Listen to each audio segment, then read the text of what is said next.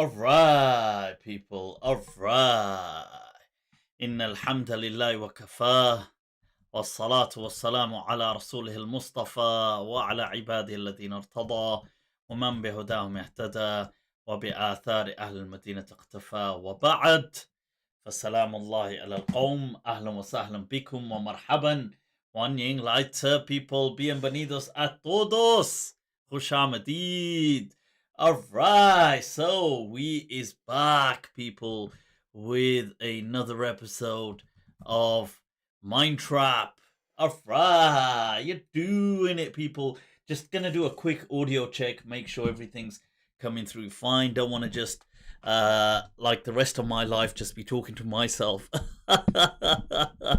So let's right, what am I doing to the mic here? Right, so let me just do an audio check Facebook. Seems to alright. Hannah, Ayub, Suleiman, you're doing it, Sana, ahlan wa sahlan. Right, so YouTube, alright, Mercy de Law, Inaya, ahlan wa sahlan bikum, people, you're doing it. I take it the Vatos Locos, alright, I take it the sound is coming through fine. Alright, cool. Well, tonight, people, alright, we have hailing all the way from, I gotta say it like one of those wrestling performances or weighing in at, right, let me just bring up the profile picture first. This right before you is one of the hippest kind of part-time Khateebs you're going to see right there. Look at that picture right there, folks. That is there. Look at that smile. That is Ustadh Muhammad. Oh, have I misspelled? Oh, I've misspelled it there, Muhammad. I'll correct that. William Saleh, people coming all the way from Canada. Doing it, just bringing him right in. Assalamu alaikum, Ustadh. Ahlan wa sahlan, and welcome to MindTrap. You is live.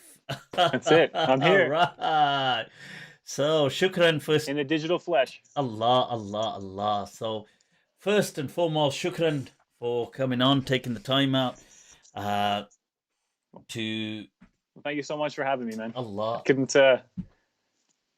couldn't be happier. It's a great opportunity to engage with someone I truly appreciate. Shukran. You say that now. And then only because we're live. That's all. the slack you're gonna get afterwards for it.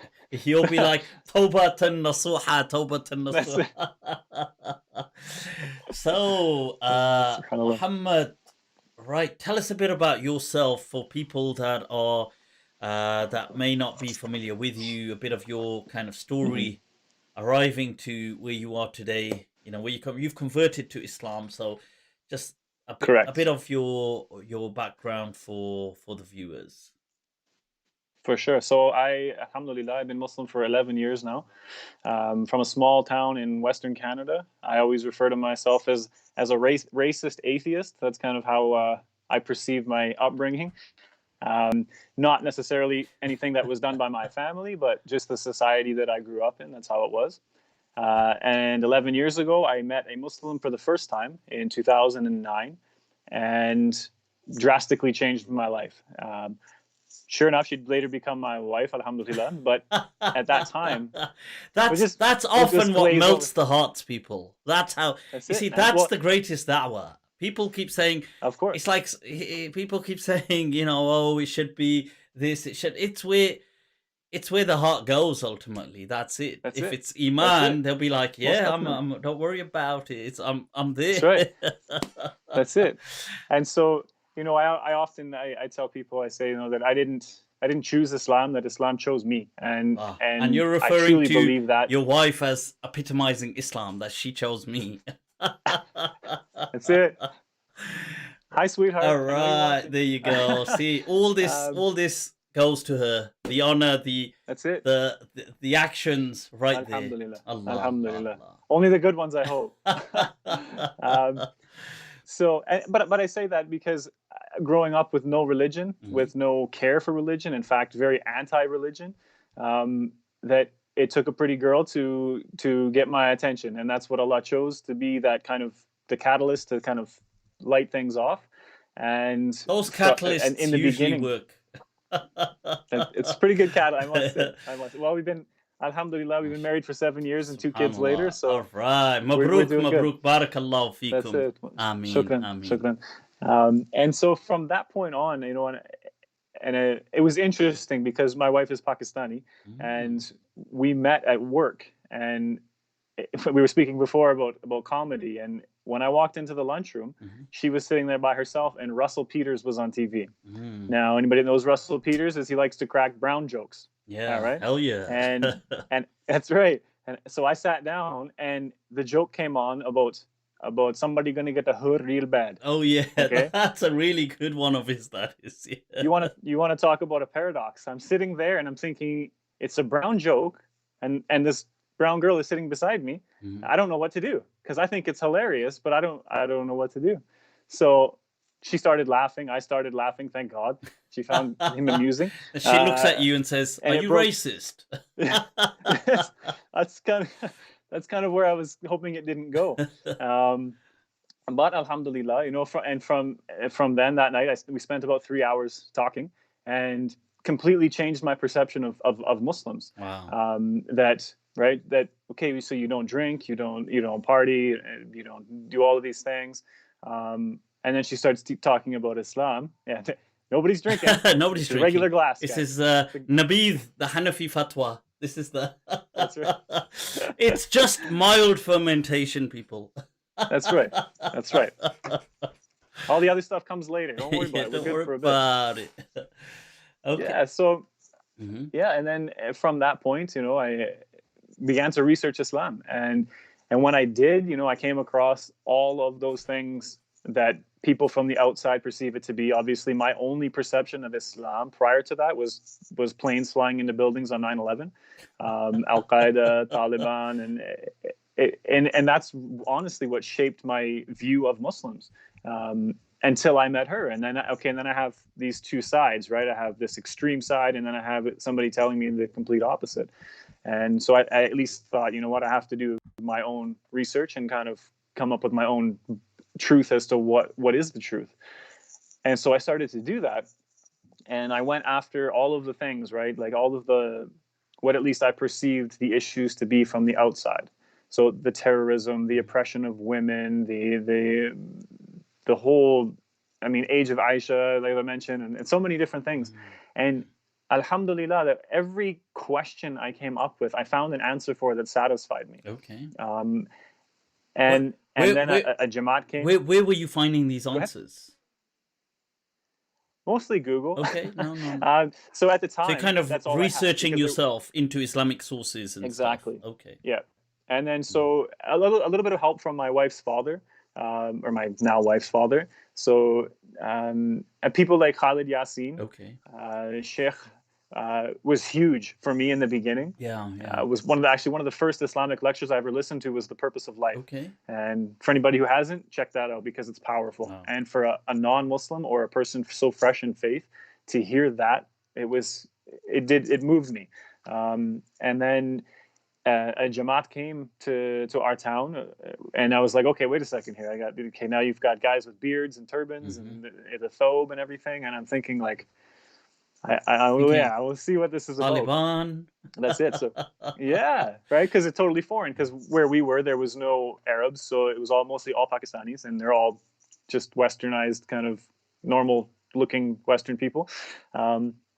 And so at that point, one of the brothers called the Adhan. It was a beautiful setting. It was a farm in the Okanagan Valley. It was Maghrib time, and he called the Adhan and something, I don't know what, but it just touched my heart. Okay. And then I saw them pray, and you had a guy that was as black as the color black, and you had white people, dark people, medium people, everybody praying in this Jamaat, and it was a 19-year-old Hafiz of Quran who was leading them. And I'm thinking all of these grown men, and this kid he's leading the prayer. Like, it was just incredible to see that unity. That, was something that I always wanted in my life. I moved around a bunch as a kid, so I never really had the core group of people around me. That kind of sense of brotherhood, that kind of fraternity, that family. Absolutely. Yeah. Absolutely. And so I took my shahada that night. Wow. One of the brothers said, he said, and he was a revert as well, of about 10 years at the time. And he said, you know what? He said, you're going to have questions, but if it's touching your heart, just take the shahada, and then everything else, Allah will make it easy for you after that. And, you know, wallah, it couldn't have been more true. Wow. And so at that point, I kind of was left to my own devices, so to speak, and researching as much as I could. And I guess it's difficult because you're cross-referencing, you're learning a lot of things in the beginning, and a lot of things when later on you kind of realize are crazy or whatever. But and then, you know, I got the call to spend some time in the Jamaat, and alhamdulillah, it was a great experience. And I spent 4 months in Bangladesh and Pakistan. Wow. And was that it tough? Wait a minute. Going from Canada as a white guy who'd embraced a new faith, going to Pakistan. Whoa. Yeah. And you know what? I'd never left the country prior to that. So this is like, I don't even think I'd ever been to the States. The first trip, I'm leaving my province almost. I'm flying to Bangladesh. And of course, I'm thinking, well, Bangladesh is usually hot. So I shaved my head with a Bic razor, the whole deal, completely bald. Wow. And then I get there, and we left on December 25th, and it was coldest winter in recorded history in Bangladesh. So not my finest moment. And you know what? It was a bit difficult, a bit of a culture shock for sure.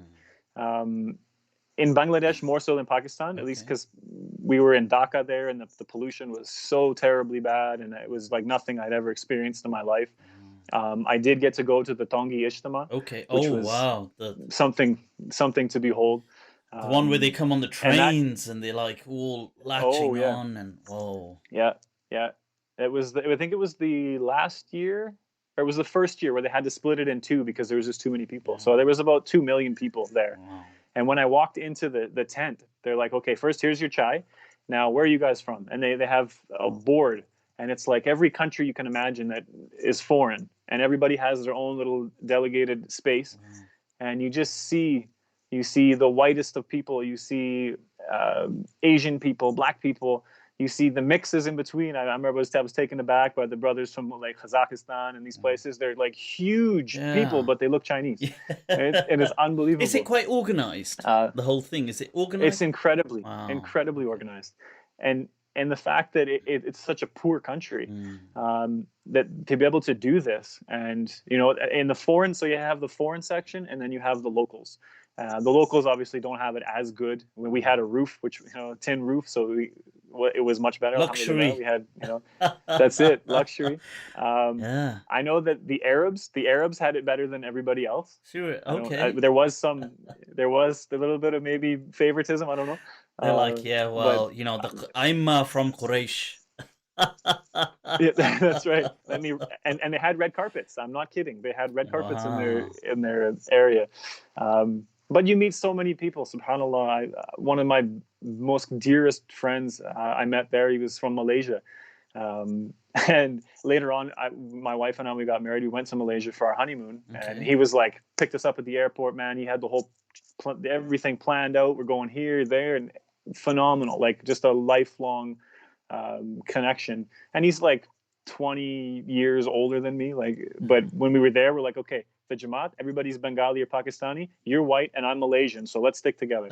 And that's how it was. It's amazing the kind of the sense of brotherhood, that sense of belonging togetherness that is found in these. I mean, whether it's in these definitely amongst the Tablighi Jamaat back then, and absolutely. even in some of these other experiences that are similar, very.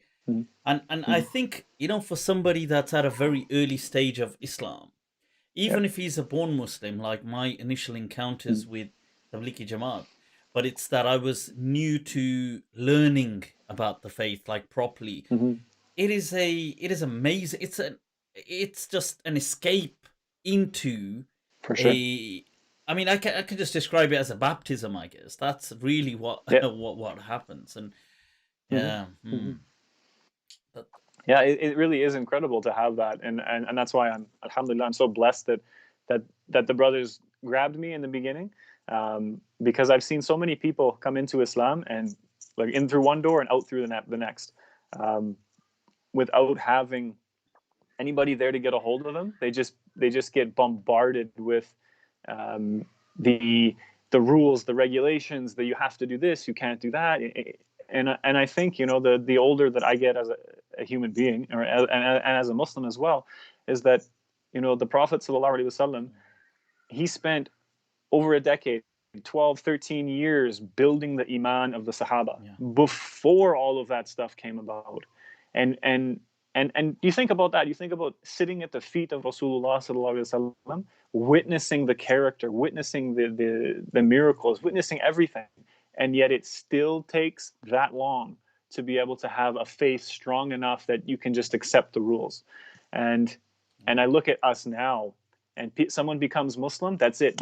Just bombard them with everything. Like, forget about teaching them to pray. Forget about anything. That it's just overwhelming, and people are like, "This is not for me. I can't do it." I've said this on a previous show as well, that, you know, one of the most amazing hadith that Imam Malik brings in the Muwatta and under the section, the chapter of good manners, is this hadith about the incident of the Prophet sending someone where people are about to embrace the faith, and it's Mu'adh ibn Jabal going to Yemen. And the Prophet, in the hadith, it says that he holds his, you know, the kind of with what's connected to the saddle, where he puts where you place the feet, and he holds that of the horse, and he says to him that, Ya Mu'adh, that hassin khulaqaq linnas, that, you know, that this is just one, this is the hadith, that is the hadith. And Imam Malik brings this hadith, even though the chain, there isn't a chain to it, but he says, look, it doesn't matter. This is that pivotal for this deen, that he brings it to just say that it has reached me from the Messenger of Allah sallallahu alaihi wasallam. Like, don't worry about the chain. This is what the message is.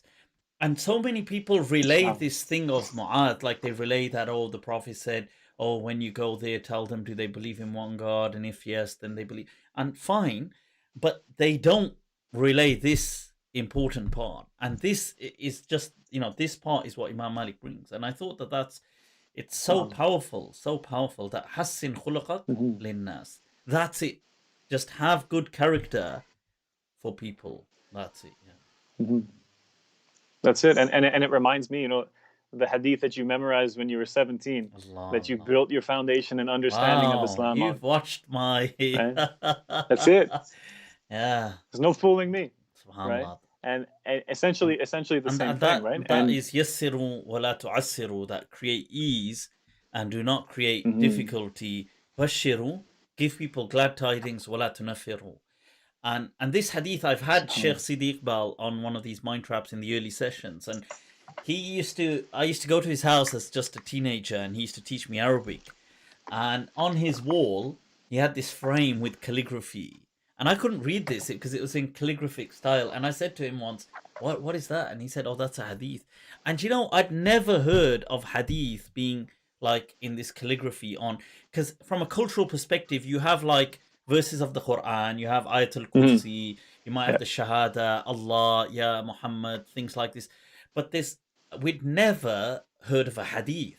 And I said, a hadith? And he said, yeah, and he taught it to me. And that was one of the first hadiths that I memorized. And it served as a backbone for the understanding of this deen, that make things easy for people, don't make them difficult. For sure, as how it should be. And you know, that the kind of understanding that I have that is really, that I kind of, the same way that I build my faith upon is the hadith of Rasulullah sallallahu alaihi wasallam, in which everybody's heard a million times, right? Where the man comes to urinate in the masjid, and he says, just leave him, let him do his thing. He goes and he cleans it up himself as a prophet of Allah.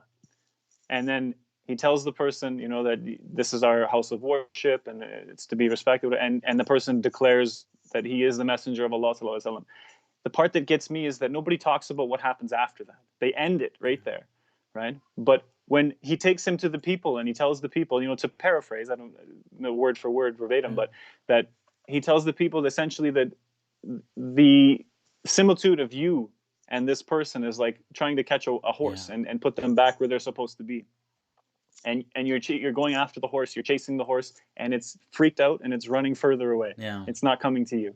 But the similitude of me and this person is like an owner with a handful of grass. I go to it, it eats from it, and it follows me back to its destination.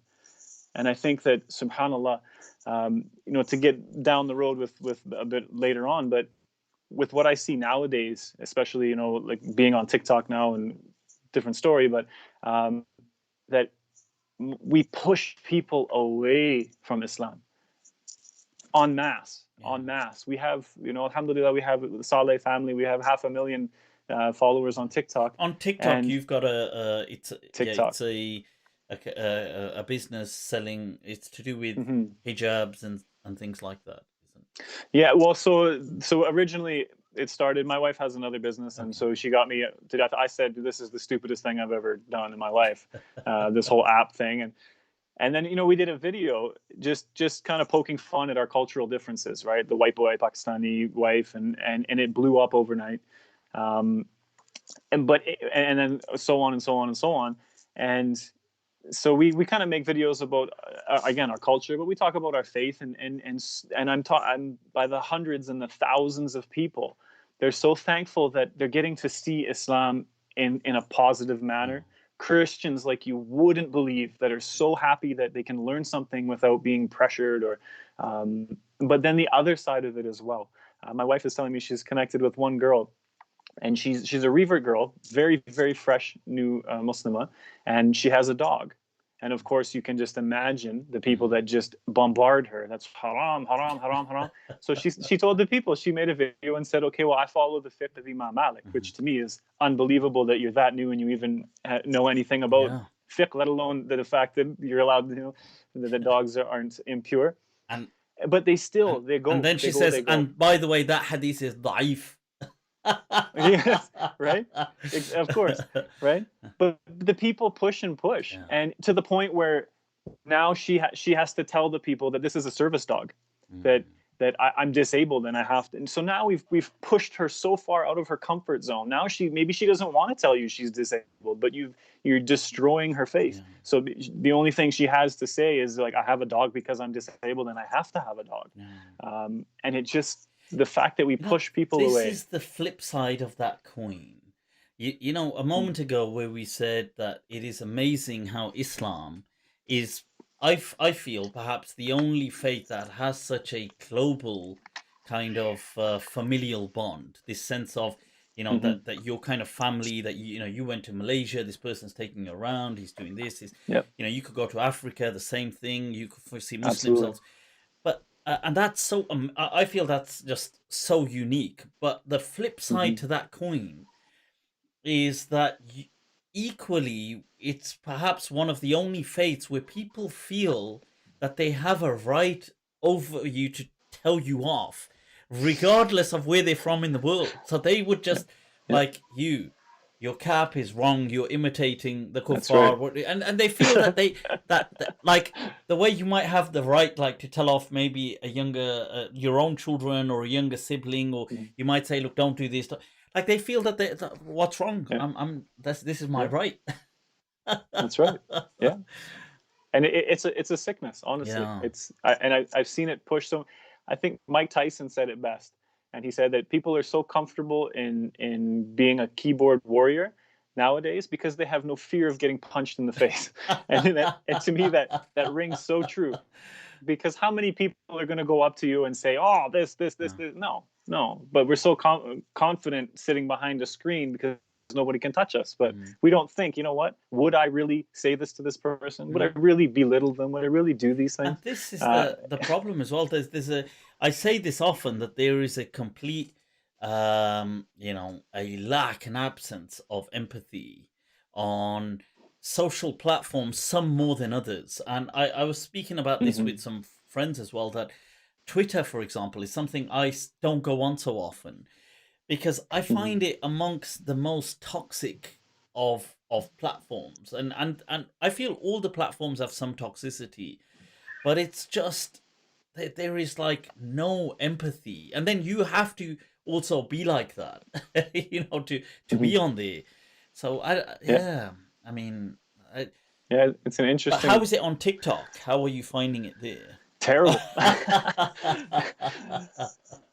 No, you know what? Like, so because we have such a following now, and we use it. We try to do our best to bring Islam to a positive light for Muslims, non-Muslims, and a lot of the times, someone will ask, right, what is your opinion on this? And the first thing we say is, first off, we don't say anything is haram. That's not up to us. Allah is the judge. Um, and then the next thing we say is that there's, on whatever particular thing, right, that there's a difference of opinion on this issue. Mhm. This is the side that we take, and this is, maybe we'll give some evidences or proofs or whatever, but just like that, that's it. And then you'll have people that will just, same thing, just try to tear you apart and beat you down because you're following. I mean, there's no ikhtilaf in Islam, apparently. I don't, that's gone. There's no nothing like that anymore. um, so yeah, I mean, it can, it's one of those things, right? Like you said, there's a lot of toxicity, but there's so much good. I mean, alhamdulillah, like for people to be able to go on there and see that, wait a second, I mean, Muslims they're normal, like they're just like everybody Yeah. else, and these are their beliefs, and this is what they do, and it's good, and it's bad, right? But to me, you got to kind of take the bad with the good, and do the best with it, Yeah. No, absolutely. and you know that No, very no, well. hell yeah. Yeah, I mean, I think you see what it is that this thing about differences, I've said this in the past. I feel sometimes people that become religious, whether they're born Muslims or whether they embrace the faith, but people that are drawn to what we call today practicing Islam, Yeah. practicing religion. Not all of them, but I feel a strong percentage amongst, like, I would feel that it's may even be the majority of them, but not all. But that they, I don't know, because you see, religion by its nature offers some kind of structure like do's and don'ts. So you For find sure. sometimes people that are drawn to it are drawn to rules. And they're the Mhm. kind of people that are drawn to a black and white world. They're kind of like what I call, they're not necessarily, I don't mean, I kind of give a similitude with the kind of like autism, but it's not that they're not Mhm. autistic in the sense the socially autistic, but there's a kind of like a religious autism where they are drawn to orders, structures, black, white, yes, no, do, don't, and Mhm. haram, halal. And you see, religion really, when you get into it, especially Islam, there is some black, some white, and there's just a hell of a lot of grey. Yeah, so I feel that you see this ambiguity doesn't settle well with people. Like they can't take Mhm. a difference. Like why do you disagree? Why do you do things differently? And I Mhm. don't know how you felt about that when you first came to the faith, or then your experience with other people afterwards. For sure. Like, it was difficult. And in the very beginning, so like after I came back, alhamdulillah, from the 4 months, um, I got married right away. And that was to me, that was a great blessing. Um, and then from that point, I really, excuse me, was able to kind of spend more time, just kind of outside, right? Not having that kind of extreme kind of hands over you, that Mhm. this is what you have to do, this is what you have to do, because once you understand that differences exist on so many issues, that what I mean, like, for example, music Yeah. is a big one, because my time in the Tablighi Jamaat, I didn't listen to music at all. That I was of the opinion that I was told to kind of believe, that it was haram. And then I started to research and understand, and Was I'm thinking, music no, wait. a big part of your life before Islam? Oh, of course, of course. I mean, not to an extent where that's all I wanted to do, or Hmm. whatever. But I mean, I believe, that music plays an integral part in society. Yeah. That if we look at, I always use America as an example.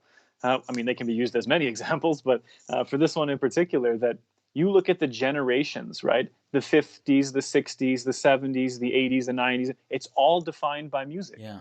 How people dress, the culture, so if we completely remove music from culture, I guess what we're left with is that the fact it's kind of like we can't dress like the kuffar, we can't look like them, so we're left with an Arab version of society, Yeah. that we've taken out all the extreme things, or we've implemented rather all of these extreme things, and we've kind of washed culture so that everyone is going to look the same, everyone's going to sound the same, everyone's going to have the one belief, and it's just going to be easier, which I think is kind of a fallacy that falls short on so many accounts. Yeah, I have to say that that's very interesting. I mean, it's obvious, but I never thought of it in that way of identifying eras just through their music. I mean, when you say it's absolutely obvious and it strikes, it comes straight up, but I never thought about it like that, especially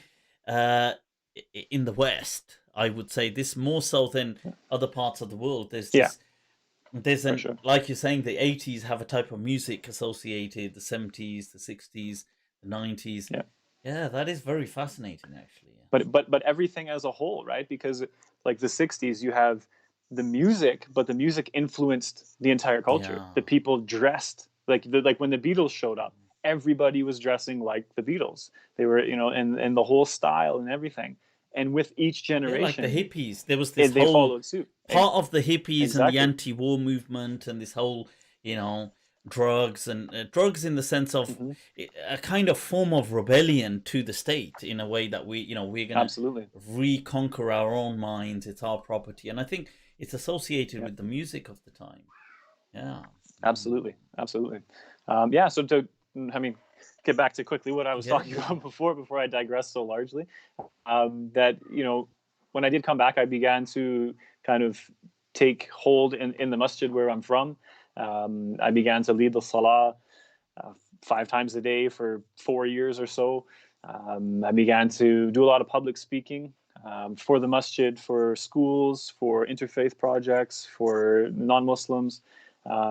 And that really kind of accelerated my want to know and to understand how we can kind of correlate Islam in the West and show people that it's not something that is so foreign that can't work together, which we seem to kind of push that narrative as Muslims, unfortunately. I mean, did you not get a lot of pushback with that? Because, I mean, obviously you're coming as a convert. I'm sure to some people, they may be seeing you as, what does he actually know about Islam? And then, I mean, I'm sure even regular Muslims get that. But then on top of that, you're getting this, you're coming out with these like, oh, music. Or did they just see it as like the other way that, oh, it's okay, he's a new Muslim, let him off? You know what, the full spectrum, that you have it depends on the Muslim, right? So if you have the people who are born in the West, like from a secular country like Turkey, for example, everything that I did was like, whoa, what an extremist, right? Like, he grew a beard, oh my goodness, whoa, right? And then you have the other side that's like the hardcore conservative, born in Pakistan, Tablighi Jamaat, whatever, and it's like, well, everything is haram. You can't do this, you can't do that, and again, it's one of those things that there's ebb and flow. But most definitely, yeah. I mean, what do you think it is that is difficult for people to accept about diversity of view? Because people don't want to accept that gray. They recognize the black, they recognize the white, and then they're like, well, what do you mean? Like, some people, music it's okay according to some, Ibn Hazm, Shawkani, whoever you want to mention, Nablusi, or these people. What does that mean? Like, to people, it's like there's one God. So that's it. So I mean, what? So when people, because I see that with people converting as well, that a lot of people that convert are also very strict. I find them not all, but I find them very strict sometimes. And so, I mean, in your thought, what is it that's difficult to embrace about that gray? And I was the same way, right? That in the beginning, because I had that, and you know what, alhamdulillah, no hate to the Tablighi Jamaat brothers. I love it, and it was a great thing for me at the time, right? But I think that a problem that a lot of people have is that it's almost like Islam is meant to be this 1400-year-old thing that is just meant to be stamped out each generation as it goes, rather than not adjusting, but Islam is for all times, right? Yeah. And we have to accept that. We have to accept the fact that if it is forever and it is meant to be the last and final revelation, that there has to be within it that it doesn't make life miserable for people. Allah made it easy for us. And I think that when we talk about people not being able to accept differences, I think that a lot of it has to do with not so much the younger generation, because I find, having spent a lot of time, I've crossed this country, all over Pakistan, and I always, the youth were always drawn to me just because of me and my upbringing and tattoos and whatever else. All right, show us one of your tats, man. What's going on? There you go. All right, what does it say? Actions speak louder than words. Right? All right, look at that. So have, and Mufti Ibn Adam, from your neck of the woods.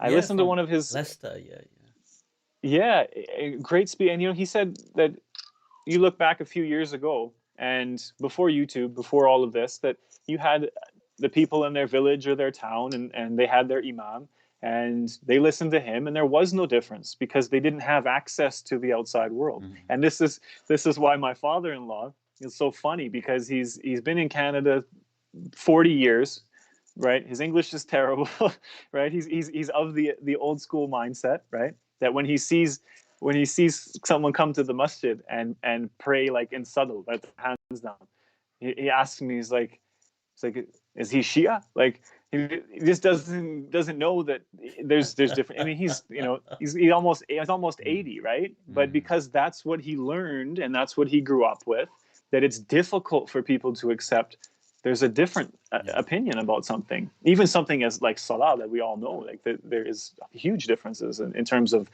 aesthetics, really. But it becomes difficult for people, I think, that we get stuck and we don't want to give. It's our own attitude that there's no bending, right? I'm not going to say this because then I'm not right.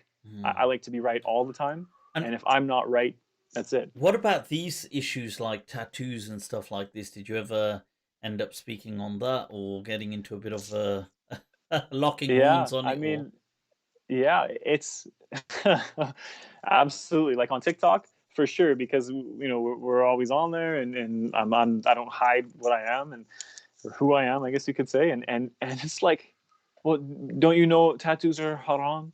Like, so we don't take the time to think, like, wait a second, he's a white guy, he's got tattoos. If you go back, you can see my story. You know who I am. I mean, most people. So even they want to attack, right? Rather than say, you know what, maybe there's some more to the story.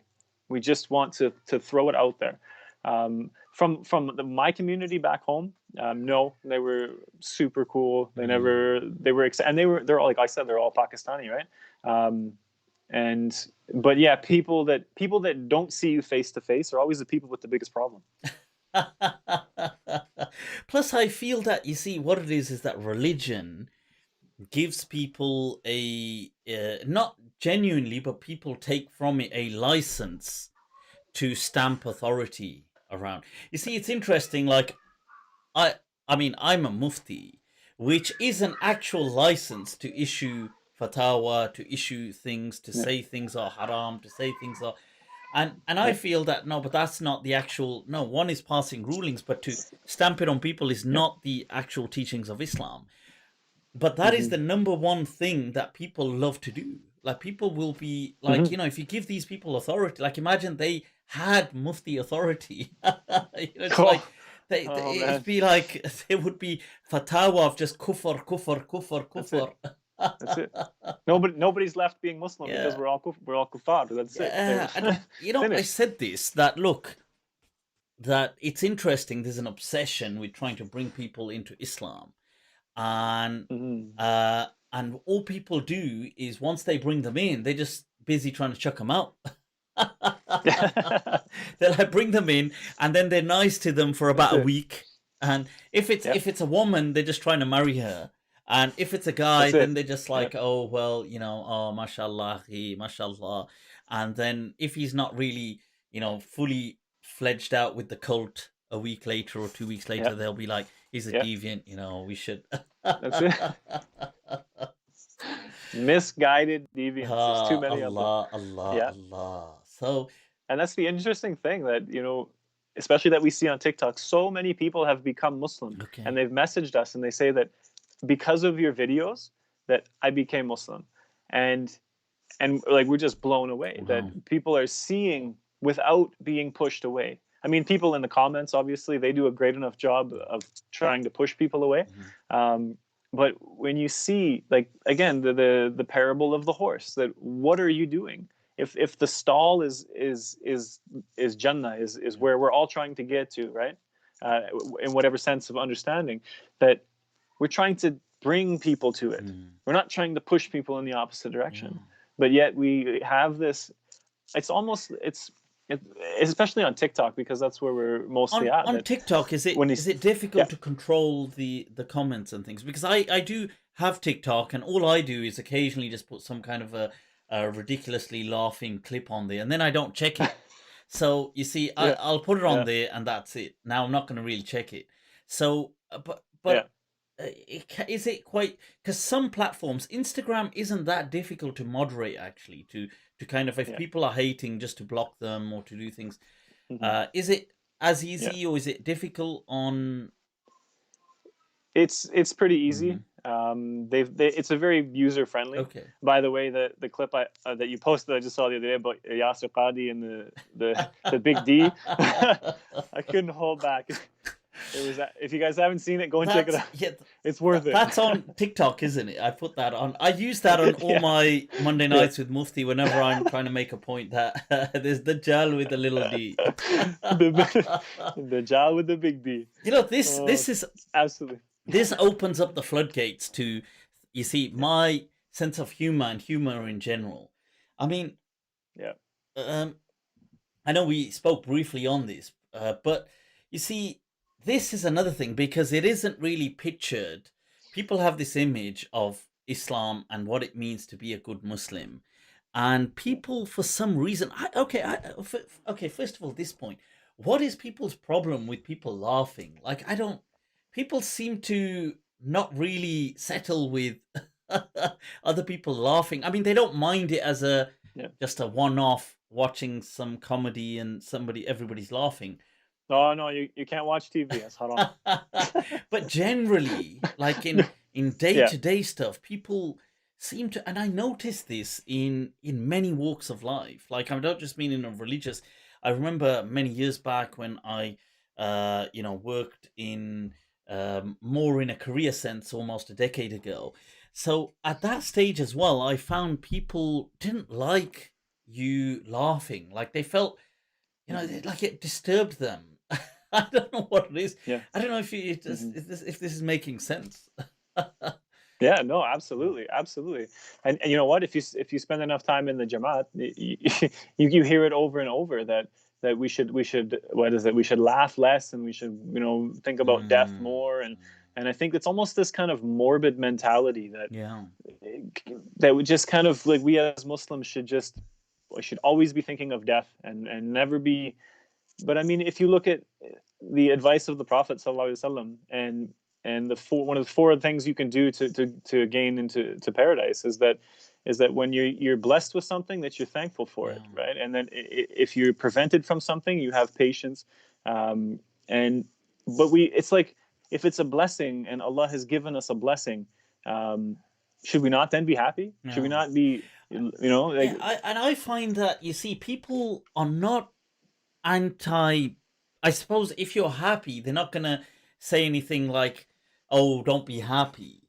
But I find, especially with things like laughter, because it's an active expression of, I suppose if you're just sitting there like, just a little smile, I suppose people ain't going to really say anything. But if you're laughing, I just find it amazing that society as a whole doesn't seem to, and I don't know, it's interesting, the psychology with it. Like, there's an element that do they associate it with you see, because it's attributed to the madman, isn't it? It's Yeah, attributed to people who are not to laugh is almost to be insane in society. that's right. And The yeah, Joker. exactly. And to be Yeah, sane is to be kind of somber and yeah. like, because you are serious about stuff. And this, because one of the things people would say to me before when I used to lecture and stuff like this, I don't mean Islamically, when I taught at schools and colleges, and people would say, oh, oh, because you're laughing, like they would assume that this would that oh, you're not getting any work done, like you can't be somebody that actually works if you're Yeah, laughing, that's because right. surely you Yeah, must just be how so it's it's all a joke. yeah. And I Yeah, find this yeah. but then I find what's interesting is the sense of humor as well. I find like sometimes my sense of humor now is like part of a dying breed. It feels that way. It really Yeah. does. Because you can't laugh about anything. Yeah, you get told You can't off. make a joke about anything. Yeah, People go, yeah, what the hell do you think you're doing? yeah, It's politically yeah. incorrect. That's right. Even if you don't make a joke about something, it's like, how dare you not make a joke about something? No matter, there's no winning in today's Wow, yeah. kind I of mean, I don't. I feel, cancel culture. yeah, Yeah. I feel sorry. Honestly, I was telling you, I was thinking the Mm-hmm. other day that I wonder where the world will be in 30 years' time or 40 years' time, because I suppose people with this sense of humor, whatever remnants they are, they're definitely less so amongst younger people, and as Mm-hmm. people kind of age out and die out, the world will just be a strange place, man. That's right. I guess it depends if Trump's going to get another 4 years or There you not. We'll see how the go. future goes there. Yeah, there you go. That'll be interesting. Yeah. Yeah. I speaking of humor, just to get your view on it, I had there'd been this whole fiasco about me commenting on the Christchurch joke. Now, I had said that you see, even no matter how much we disagree with humor, we should people should still have a right to make certain jokes. I wonder what are your thoughts on something like that? Because those jokes could be offensive. They will be, Yeah. I mean, what should people still have a right to make them? For sure. I mean, I'm of the opinion, maybe like you said, maybe we are a dying breed, but that life and laughter and being happy and making jokes, it's completely different, right? As a comedian, to go up on stage, as we were talking about it, to make a joke about something, they're not, it's different than if you're standing and you're making fun of someone because the color of their skin. Mm. One is fine, one is completely ridiculous and wrong.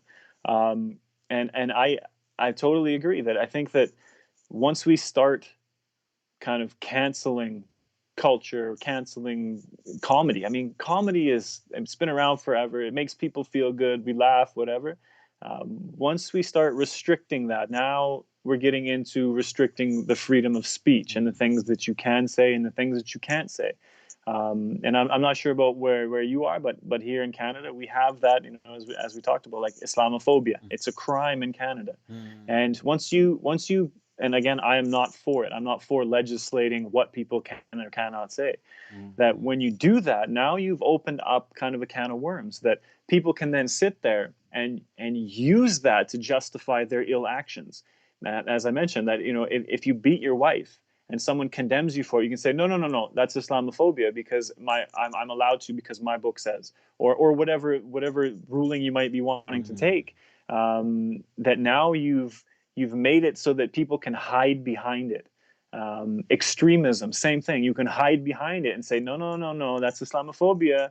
Go Mm. away. And then people are so scared, especially in Canada, that we keep our mouths shut because we Yeah. don't want to have any repercussion from it. You see, So because no, I totally agree. I understand Islamophobia generally to mean if you're going to discriminate against someone based on their religion, especially being Mm-hmm, Muslim, then I would be in favor of that legislation under mm-hmm. Discrimination and Equalities Act. Yeah, So if people, so for example, if a girl had a hijab on and you're not going to give mm-hmm. her the job, or the guy had a beard and you think, Yeah, well, here this guy's going to be an extremist, I ain't going to give him the job, Yeah. So that I agree on. As far as critiquing religion, I feel that people should definitely, they always have a right to Yeah. critique anything. If they want to critique Islam, they have the right to. And I don't think, and I say Yeah. this time and time again, I don't think we as Muslims should ever be insecure. Yeah. I think a lot of the times that's what it is that we are so insecure that, you know, and to touch on the age of Aisha thing, right? Yeah. We're so insecure that now we've just come, and I'm guilty of this when I became Muslim. That was one of the issues I had. And because I didn't know enough about it, I thought, okay, well, you know what? I have to try to justify this in my own mind because, I mean, that was one of the issues I had with my father that, you know, that's one of the big thing that he brought up. And it was, and now I'm going down that road of, well, I'm so insecure about it, I have to justify it. So now I'm saying, well, you know, at the time, and it's 1400 years ago, and people Mm. developed and all these things. And then, but now, if you, again, if you realize differences of opinion exist, if you realize that you can be wrong, and that's okay, Yeah. that there is another side, then it gives you the ability to kind of say, you know what, I don't have to be insecure in Yeah. my faith. That but Muslims today, honestly, I mean, it just seems like we're so insecure Yeah. that my what I believe is so holy to me that what you believe could never possibly be right. Yeah. And this age of Aisha thing, I find it so. Mm-hmm. I've said that I feel sometimes these things are a reactionary bravado effect. It's almost to the extent that people, what they do is they kind of try to own it in this act of bravado as a reaction. It's like, Yeah. yeah, and he married a 6 year old, and what? You know, this kind of uh, and I find that so disgraceful. But it does tie into this that why are not so many people challenging it?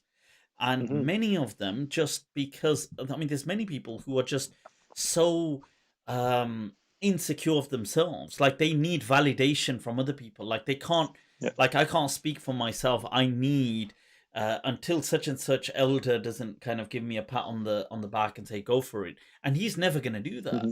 He's just Yeah. like, it doesn't bother me. And yeah, so that is actually a very strange one, because imagine, check this, because imagine the hypothesis that, imagine there was no culture, we're starting from a level plane.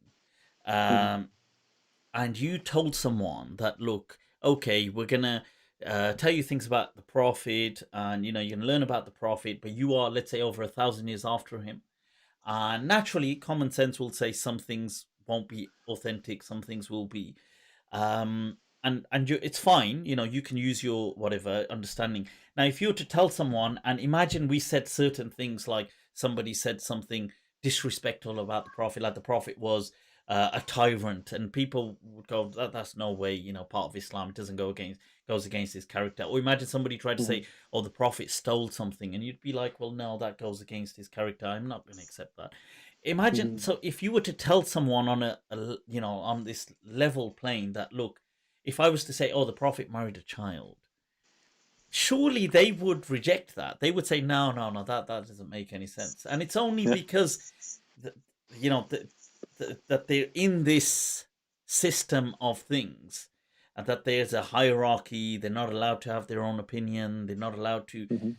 Yeah, otherwise that's just so shocking that you think Yeah. everybody would agree in saying, well, that's definitely BS. Yeah. And I think, with the parable of like Christianity, we don't have a pope Yeah. that dictates what we believe, and it dictates how it's to be understood. And that's where it opens everything up. That no, we should have that critical thinking and saying, like, wait a second, it's not just saying he married a 6-year-old. If that's what you're saying, and I mean, you look at it today, I mean, people are making cartoons mocking the Prophet sallallahu alaihi wasallam because of that thing. And rather than us saying, wait a second, guys, you got it all wrong, we're saying, well, yeah, so what? So what? Right? Yeah. Well, how are you going to get mad at that Yeah. when you know what I mean? Like it's mind boggling. It And just doesn't make any I'll sense tell to you me. what I found as a complete, uh, you know, uh, I find sometimes there's certain hardline Muslims will be sharing articles. Now, I agree with the sentiment of those articles where they might say, oh, let's say certain things are trying to legitimize pedophilia. Or Yep. there was this Netflix program, and they were trying to say, look, it's showing this about young children, it's showing them in a sexual light. Or sometimes there's Mm-hmm. some newspaper articles, and they're trying to say, look, in some country, people are trying to fight for this, and they're trying to raise this, don't sexualize children, don't do this, and that seems spot on.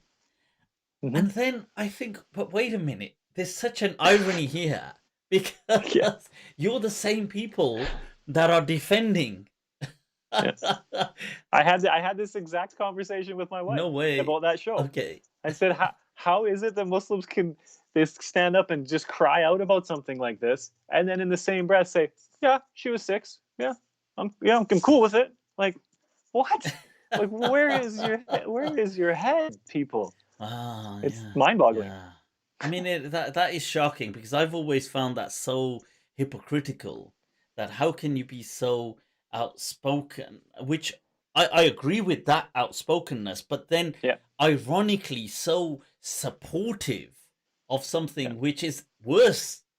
Because yeah, you've got a yeah, program where you're trying to say, let's say, an 11-year-old or something, or yeah, 12-year-old, and they're sexualizing them, and you're being, oh, well, that's all wrong, which fine, and yeah, then you're saying, well, okay, half the age, and that's yeah. okay. That's it's, yeah, it's and not just accept it, but do everything in your power to justify it. no. Right. And I mean, someone had commented on Facebook. I commented on somebody's thing, and it kind of blew up into this big thread. And the person just said, well, you know that back then girls matured at a faster, a quicker rate, so there's nothing wrong with it. And so I thought for a second, I said, do one Google search about that, and you will find that today Yeah, yeah, yeah. girls are maturing faster than at any other time in Because history. And it's articles, yeah, it's because there after was research after research. malnutrition, there was, they're not taking, and it's like, wait a minute, nobody develops at that age. What the hell are you on Yeah, about? It doesn't yeah, work like that. And the worst things, I think, where people, like in Muslim culture, there's this, well, my imam says this. Okay, so you're trying to catch me out, so I catch your imam out. So, yeah, so for example, you're dissing Imam Abu Hanifa, and I say, oh, but Ibn Taymiyyah said this.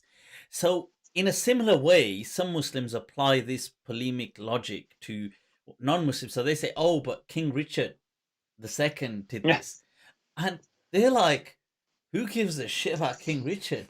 yeah, yeah, yeah. Nobody cares, Yeah, and man. it's this is and the crazy thing is they somehow think, oh, we got them. They Yeah, think, oh, but King Henry or King whatever did this, and the yeah, person's thinking, well, and sorry, is that a point? Like, do you think you've got yeah. me? That's it. And we use such ridiculous logic that we love to call out Christians, right? Muslims, we're vehemently just like, I mean, your books are inauthentic or unauthentic, and then blah blah blah blah blah blah blah blah, and nothing makes sense and all this. And then you take a hadith and you say, nope, that's it. Mhm. And I gave my wife this example. I said that it seems like when you look at Muslims today, if you have like a racist person come up to you and say, but the Quran says kill them wherever you find them, right? Mhm. Lay in wait for them, besiege them, kill them. Clearly, that's you talking about killing them. And then, so we as Muslims say, whoa, whoa, whoa, whoa, whoa. We have breaks. We say there's context. Did you read the verse before? Did you read the verse after? Did you read everything else about it? Is the hadith about what did the Prophet say, companions? The hadith says this. Yep, that's what it says. No, no, no. But what about? I'm sure there's no, no, no, no, no, no, no. That's it. There's no explanation. There's no Mm. background. No, that's what it says. That's it. Take it. Yeah, Like what? What kind of logic is this? yeah. A big one that blew up for us was the plucking of the eyebrows. No way. Right. Is that, You I want can to see. talk I can about see some? yours are quite neatly plucked there. Yeah, I know. Quite You're neatly. rocking it, man. You're I rocking do it. my best, guys. I do my best. Right? But someone asked, like, what is your view on this? And I said, well, in one of the videos, I said, well, difference of opinion for sure, but we don't take the opinion that there's anything wrong with it.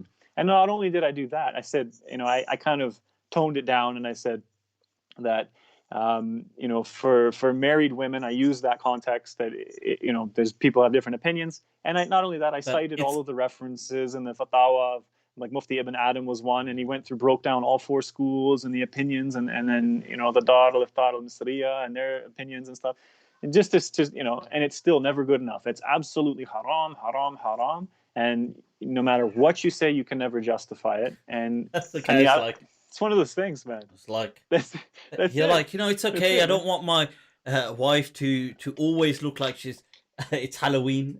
That's right. It's one of these, right? All you want. All Cyclops. That's it, man. Yeah. So and another one that we get quite frequently, because because we do have hijab business now. COVID has been great for us, alhamdulillah. It's been a blessing. Right. So our hijab company is Lala Hijabs, right? Live authentic, love always. Lala. Okay, and I like that. Lala, Live authentic. Yeah. Love always. Love always. My 5-year-old came up with the name. Seriously. And then I thought about it, and I was like, you know what? Let's go with it. But wait a minute, your 5-year-old said live authentically, love always. No. Oh, wow. I was about to say, this is a bit of I don't know if this riwayah is authentic or not. One of the chain of narrators might be a bit weak on this one. Probably this guy. So because she does her own TikTok for just the hijab company, and we do. So people ask, like, what is the hijab and the view and this and that, and that's one that people just can't get over. They cannot, like, I've heard your view on it a little bit. Dr. Shabir Ali and same kind of thing, and it's one of those things where it's like, okay, the verse of the Quran says what about the hijab, like the headscarf, not the veil, right? What? No. The mumbling and the stumbling and so people say that whatever God has given to us, we can either take it or we can leave it. If we take it, there's blessing and reward for us. If we leave it, then it's nothing that's going to benefit us, and it could actually harm us. But so many people, they come up with that, and then like the haram police shows up. I don't know if they have like a sensor or something that when one of these videos pops up, man, they just bombard on it. Alert, like alert, flies, alert, right? alert. Come on, the Iman. Exactly. The Hanafi fiqh channel is showing up en masse, and they're like, hey guys, what's going on here? Right? Oh, they can't stand me at all. They can't. They need to take a page out of their own book and drink some nabith. That's it. If Imam Abu Hanifa could do it, guys, come on.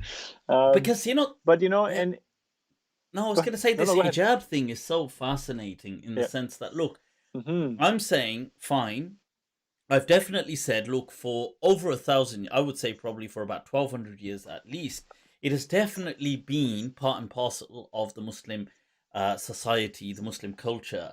Now, I've never spoken against it. I've just highlighted that I feel that there is a valid difference of opinion, and I feel that if people didn't want to wear it, they have grounds not to wear it.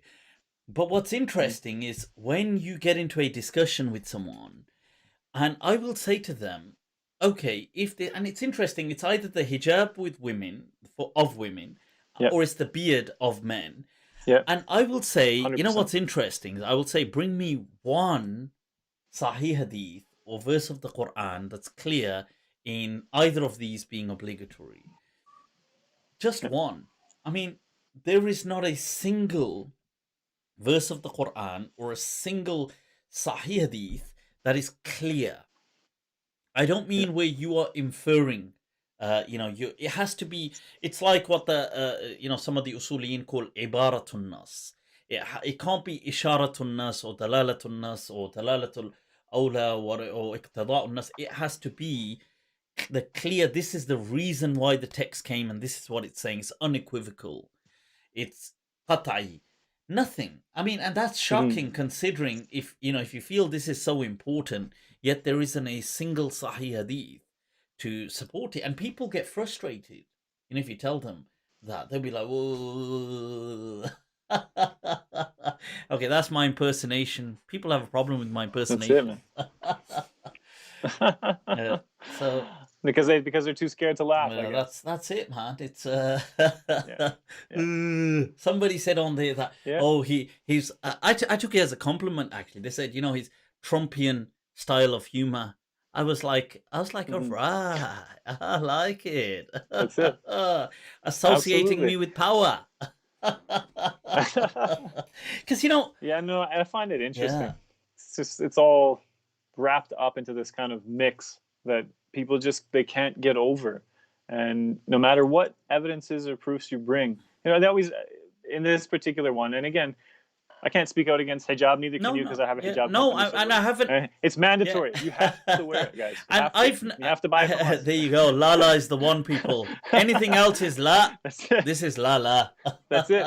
That's right. But I just, No but to I just anybody feel else. that it's the attitude. There's this Hmm. video I have on, and I know we mentioned it before, the war wager paradox.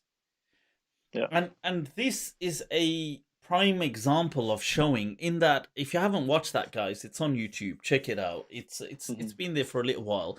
It's where I'm showing a very popular hadith that people claim is mutawatir. That, so it's qat'i, it holds the same strength as the Quran, according to them. It is transmitted, according to them, by, I believe, over 17 companions, if not more, transmit it. Now, and this hadith is the one where the Prophet says, I have been commanded to fight people until they say, the only thing that will save them, save their lives, save their blood from being shed, is that they say La ilaha illallah. That this, and if they say that, then their blood and their wealth is preserved. Otherwise, it's open season. Now, the shocking thing is that this hadith, despite being mutawatir, despite being, according to these scholars, I obviously don't believe in mutawatir hadith, but let's say this concept. Now, yet none of these scholars take that hadith at face value. Like, they say, no, it doesn't mean that, it means this, no, because nobody says that you can just go around killing people unless they say la ilaha illallah. Nobody believes that, and that Hmm. definitely wasn't the life of the Prophet. He never used to go around just killing someone. So, and yet this same hadith is so widespread. So the paradox element is, it then defeats the whole the kind of franchise of the isnad, the chain, being so compelling, because you've got something absolutely compelling and you say, oh, well, put the brakes on, we don't practice it. Hmm. So, because it means something else, but yet if it means something else, nobody transmitted it in the other way. So yeah, I just find that very fascinating, that hadith Hmm. paradox thing. Yeah, it's definitely interesting, and it's interesting how, like, we as common people, that we don't even acknowledge that differences exist or can exist, or when you say that, I follow Imam Abu Hanifa's opinion or Imam Malik's opinion about this thing, and they're like, well, so you follow who you follow? You follow Rasulullah, or you follow these people? And you think, like, okay, wow, this conversation is clearly going nowhere, so I'm just gonna kind of close the door You're and walk like, away. But where's that alcoholic? Sorry, yeah, yeah, quasi-alcoholic drink of mine. that's right. Yeah, I mean, and it's so frustrating, honestly. Mm. And we don't value differences of opinion. How We do don't you value it how as do a. you put up with it, man? Because you're a new Muslim. I get asked all the time, how do you put up with all this? People try and give you slack online. They try and Yeah, hate on you. How do you put yeah. up with it? I fight back usually. All um, right. yeah, no, I mean, I had one guy. He said, what was it about? I forget what the topic was, but he said, okay, so now we're taking our religion from a white guy. Mm. And so I thought, okay, so in the comment I said, well, you know what? I said the ulama of Saudi Arabia, they really love somebody by the name of Al-Albani, Sheikh Albani. I said, guess where he's from? Albania. Do you know any dark-skinned people from Albania? They're all white, right? So take your religion from who? I mean, Imam, yeah, Imam Malik was white. Imam Malik was white with blue eyes. That's, a yeah, lot of people don't know that he was actually blonde, and he had blue eyes, and he was white. yeah, And this is why, they would refer to him as al Ghulam al Ashqar, the blonde kid. yeah. Obviously, before it was so fashionable to be blonde, That's right. Imam That's right. Malik was rocking it as a Before it blonde was kid in cool, everybody. Medina. Yeah. Yeah, no, I mean, I usually, again, like, I tend to kind of confront head on usually. Okay. Um, Does it get you down? It does at times, for sure. And it doesn't bring me down in the fact that people are so negative.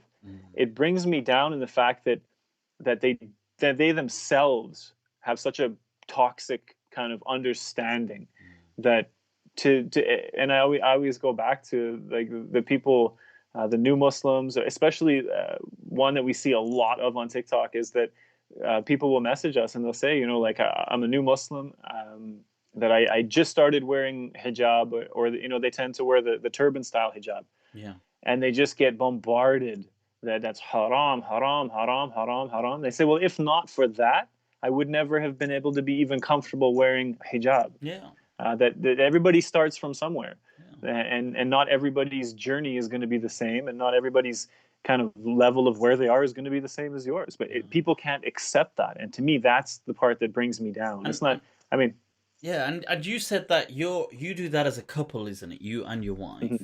Yeah. And so, I mean, because sometimes I don't know, like I feel that if you're facing a lot of hate, I mean, this isn't in a sexist way, but I'm just saying I find that sometimes it hits women harder in the sense that they will, if they're facing a lot of hate, is that does it affect your wife worse, or is it?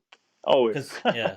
Yeah. That's she's much softer than I am. I mean, that's, to be honest, that's just kind of how she grew up, right? So she grew up a very sheltered life, and I grew up a life that, you know, if you do say something to me, it might be like a slipper coming flying. It's like sheltered. It's like, that's right. That's right. But you know what? Looking back, she's proud of it. She's proud of it because it kept her away from so much evil of society. Absolutely. And you know, and me, again, the opposite side, that if you have a problem with me and you don't come and tell me to my face, I mean, we're gonna have a problem when we see each other, right?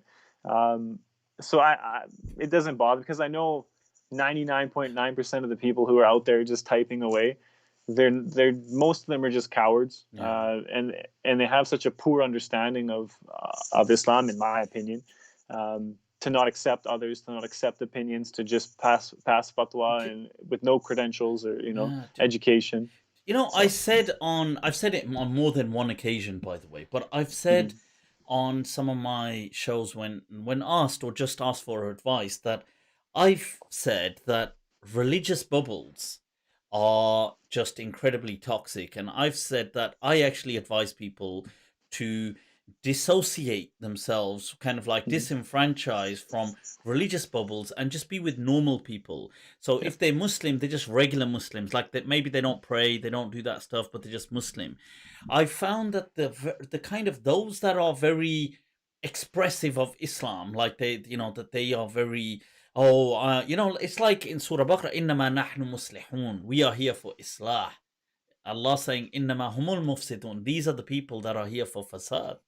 So I find that these people that want to stamp Islam on other people, they want to police other people, they are just toxic, man. Like, and I feel that life is just so much better when you're just with normal people. Absolutely. Yeah. I feel really bad for their wives. I couldn't imagine living in around such toxic people. You know, and I think of the debacle of Sheikh Yasir Qadi. And then you see, you know, and you scroll YouTube, and it's like, let's expose him, let's tear him apart. And And I mean, it's funny, I was speaking to somebody about this just recently. I said that, look, okay, I do obviously have my joke and a laugh about Sheikh Yasir Qadi's stuff sometimes, and recently I know he spoke on what I was saying, he spoke on the sex. He spoke on oral sex and masturbation, and I was obviously having a great laugh about it. But you see, I have zero, and I say this, wallahi, you know, Allah is my witness, I have zero hatred for him or anything like that. I don't have any malice in my heart. But I do kind of, if he does certain things, I will kind of like, I find it as an opportunity for a joke and a laugh. And I do feel in a way, well, you know, because it's kind of like what he's facing is kind of part of the Frankenstein that he created as well. And it's kind of coming back. And I do wish he would just disown that altogether and just be himself, because he's kind of like got one foot in both. he's trying to be rational, but trying to be with the dogmatists and trying to, and it's just, it's making him do splits, man. And it's just, his, Yeah. his cojones are just in the middle and there's a shark coming. That's it. Yeah. And that's the thing, right? That I don't think that we see enough of is it's easy for, I'm not going to name names, but Yeah, other sure. people, to sit down and help kind of pull those legs apart. Yeah. But rather than, to stand up for each other Mm. as Muslims, that we that's like a big no-no. Like, how there's no way that so and so would stand up for Yeah, so and because so I because he see believes when this thing. people hate on him. Now, I do kind of mock or ridicule or kind of satirize and laugh about it, but I see people like there's a malicious, like as a Yeah. human being, you can tell there's a malignant nature to this. Yeah. There's a lot of that kind of like, and I think that's just jealousy. They have this kind of jealousy that Yeah. he's obviously, because of who he is, and they're trying to just proper. For Whoa, sure. yeah, wow. Yeah. These are, But the same thing, like 10 years ago, they would have been loving the guy. yeah, absolutely. But 10 years ago, he hadn't made his U-turn, I guess. Or maybe he had in Yeah, private. exactly. So, Yeah, that's well. but I find, and just to touch on that, that I spent a lot of my time like growing up before Islam, that I always felt insecure around people. Okay. I got when I was like Why 12, I so? was like, yeah. So when I Why? was 12, I was like 100 pounds, and I got Oh, beat up, pretty bad. And so it kind of gave me this, anytime, and that's why I didn't like to go out and party as much as a lot of other people, because I always had this kind of never being comfortable around people. And I think that with Islam, that it opened it up. You know what I mean? It made it, for me at least, that the acceptance of people. I was, praying Jummah today, that, I go to the masjid. I never have this feeling like, oh God, here we go. I'm going to have to get into a fight because somebody's got a problem and whatever, right?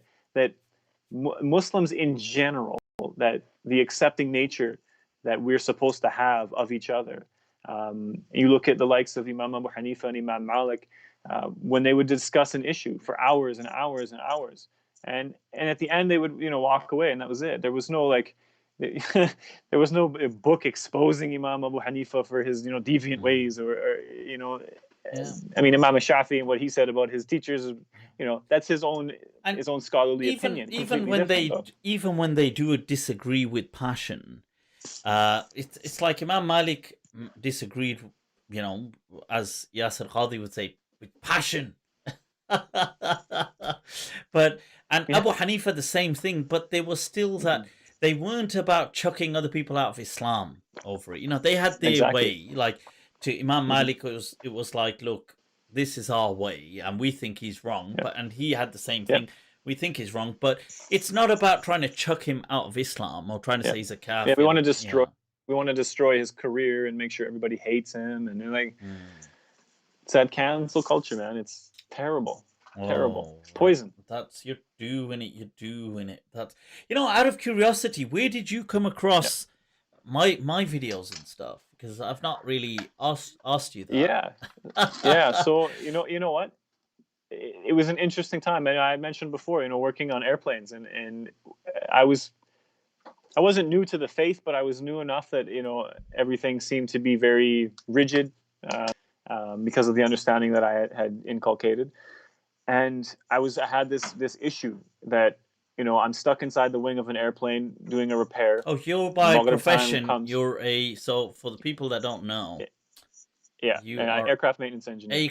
a aircraft Um, maintenance engineer. People, oh, that's right. rather. That's right. Sounds very posh, Um, but that's it. there you go. Don't let it deceive you guys. It's not that great. Yeah. So I mean, I would be stuck like literally inside the wing of a plane for hours and hours and hours, and then this one time it came, and I missed my Maghrib Salah, and I was very distraught about it. And so literally on the way home, I was googling something to listen to, and something about the prayers and combining prayers, and one of your videos came on, and You it must was have about the thought. You combining of must have the thought, Salah. who's this? Who the hell is I that? thought That's I, not a I goddamn thought mufti. finally somebody that we can relate to on here. Like it's, but you approached it in such a way that it made complete sense to me, and I literally I remember getting home and I was so happy because with that understanding that I can combine my Maghrib with my Aisha Okay, and yeah. there's no issue, and it was such a load off of my shoulders. And then obviously from there, then I started watching more of your videos, and I might not agree with you on everything, Sure, but sure. I totally As respect. as I say to people, I probably don't even agree with me on certain things. That's it. So who's anybody to have a Yeah. disagreement, right? But what I'm surprised actually. What about my appearance didn't kind of freak you out, or my kind of humor, or things like this, or because I've got oddities, is if I say it nicely, Yeah, I mean, no, I mean idiosyncrasies. Oh, for sure, rather. right? So because I mean, educated enough in the sense that I know what a mufti is, and I know the education required, and I know that it's not. No, people don't just give a stamp of mufti and it's no big deal, right? And then when I see you and you're wearing a suit and your hair's done and all this sort of stuff, and in the beginning, it was more like I didn't care. Ah, I right. didn't see Okay. any of that. It didn't matter to me Mm. that this person is speaking. They're speaking from a position of authority in our faith. They're being able to speak about issues that I find highly relevant to Muslims in the world today. And then as it kind of went on, when you start discussing things like the beard or the clothing that you wear or whatever, um, it makes the most sense for me. And I mean, people are going to disagree for sure, no problem.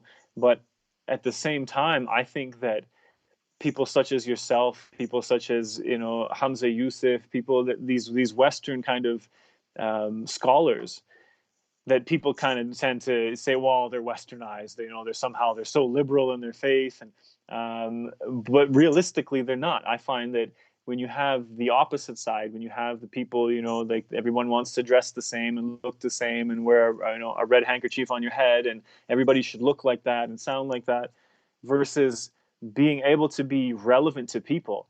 And I have seen so many people come so far from Islam, born Muslims, because they can't relate to anybody. You have the Molvis in the masjid that everything the kids do are haram, and they're misguided and that sort of stuff, and yet this other approach to, again, like the Prophet ﷺ, in bringing people with kindness, making salam, and inviting them, making Islam easy for people, but not compromising what it is to be a Muslim. So that was that, and you know what, and I've stuck by it, that I listen to many different scholars, and I have many different views on many different things. But I think that once we as Muslims limit ourselves, I mean, how many Muslims do we know that don't read in English or a Quran that they understand, a translation, the language that they understand, and they don't ponder over the meaning of it? And to me, that's what is the point? What is the point in reading the Quran if you don't understand it? Even if it's a translation, for sure, but you're going to get the essence of what is trying to be said. And we as Muslims, and I've had people ask me. I remember I was in the masjid one time. I led the salah, and this new kid came and he said, "Don't you feel like the scholars have taken the Quran away from the people?" And I thought about it, and to me at that time, I didn't really have an opinion on it. But now I find that we almost have what I refer to as a parrot madrasa complex, and that is that it seems like that the young generations of scholars go into the madrasa and they're taught, this is haram, haram, haram, haram, haram, haram. Now go and teach the people. And I think that is such a poisonous way to teach. I think that you Yeah. have to teach people to critically analyze and say, is this thing haram? Why or why not? Go, Yeah. right? And because of that, people are so scared to even touch the Quran and read it and connect with it and ponder over its meanings, Yeah. right? Like, for example, I always use this, the verse of the hijab, apparently, that to take the ends of the khimar, Yeah. right, and cover your bosom. Yeah. And to me, reading it, it's not a command to cover your head, because the head is already covered. So there must be something prior to that saying you have to cover it. Yeah. So I've had this discussion before. Sorry to be long-winded on my reply, but to me, that verse is the same as if there was a verse of the Quran where Allah says that if you're doing the dishes, roll up your sleeves. So you can understand it in the way that I would, is that Allah is saying that if you have a long sleeve shirt on, roll up your sleeves because you've already got it on. But the other side is saying, no, you have to wear a long sleeve shirt because otherwise Allah wouldn't have said that. Yeah, exactly. Right? Yeah. And I think that we really lose people that come so far from it because they look at everyone and there's no relation. Like how as a new Muslim, how are you going to relate to a Saudi scholar, standing there with his clothes and completely different culture? And not only that, we as Muslims perpetuate this ideology that the culture has to be the culture of the Prophet ﷺ. I mean, but what's to say that this Saudi culture today is the culture of the Prophet? I mean, come on, it's been 1400 years. Yeah. 1400 years where we are today, was the culture like what it is today? I mean, obviously. Yeah. So it's, just because it's still a desert and they've still got camels and they've still got this, that culture, even their dress is not like what the Prophet's dress would have been like. But it's I mean, this, I find it, but on the haram thing, I was going to say that it's usually, there's 2 points I want to make. One is it's so easy to say haram. It's just like, it's just a stopper, isn't it? Like, it's so, you just put that right there, haram. It's just too. The other thing I wanted to say on that was, you see, we are in an age of mass information. In this age, really just teaching people to learn things, I mean, that's okay, but really, we need to teach people how to filter through truths. What is fake news? What is real news? You see, the problem today isn't having the information. It's that we've got too much information, which includes an X amount of false information. Absolutely. So, it's not like 200 years ago where information wasn't that, so scarce. So how do you get it? So today, really, for the next generation, we need to teach them how to find what's right, the critical thinking faculties. Yeah. Absolutely. Yeah. Couldn't agree more. Speaking of fake news, I know you're not in stateside, but what do you think is going to happen with this whole election thing?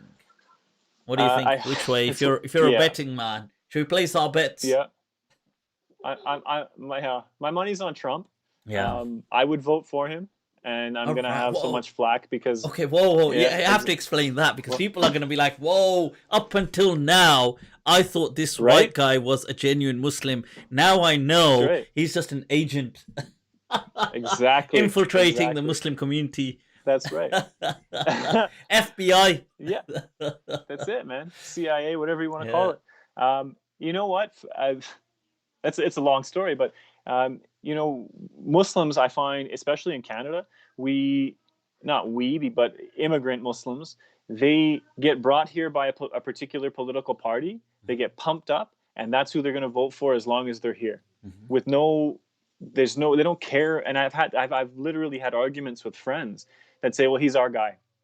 I'm saying, yeah, but he's been convicted of corruption and he's all of these things. It doesn't matter. He's our guy. I think, well, how are you going to build a nation if you're just going to vote for your guy because he's your guy?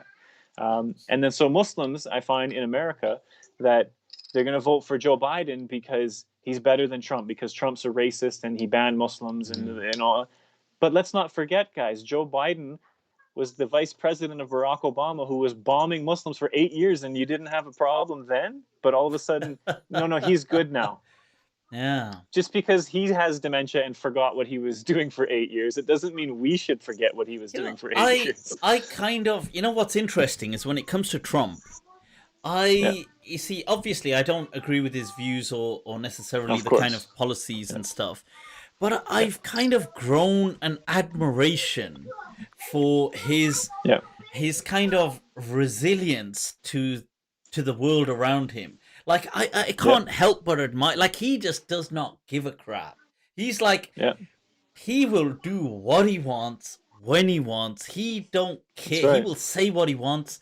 He will. Yeah. If he wants to be sexist, he'll be sexist. If he wants to be Yeah. rude, he'll be rude. If he wants to be, he'll just say what. Like this guy, he is living the reality of like a third world king. You know, like how because like the dictator. yeah, the movie. because Same thing. in the third world, you know, you're kind of untouchable.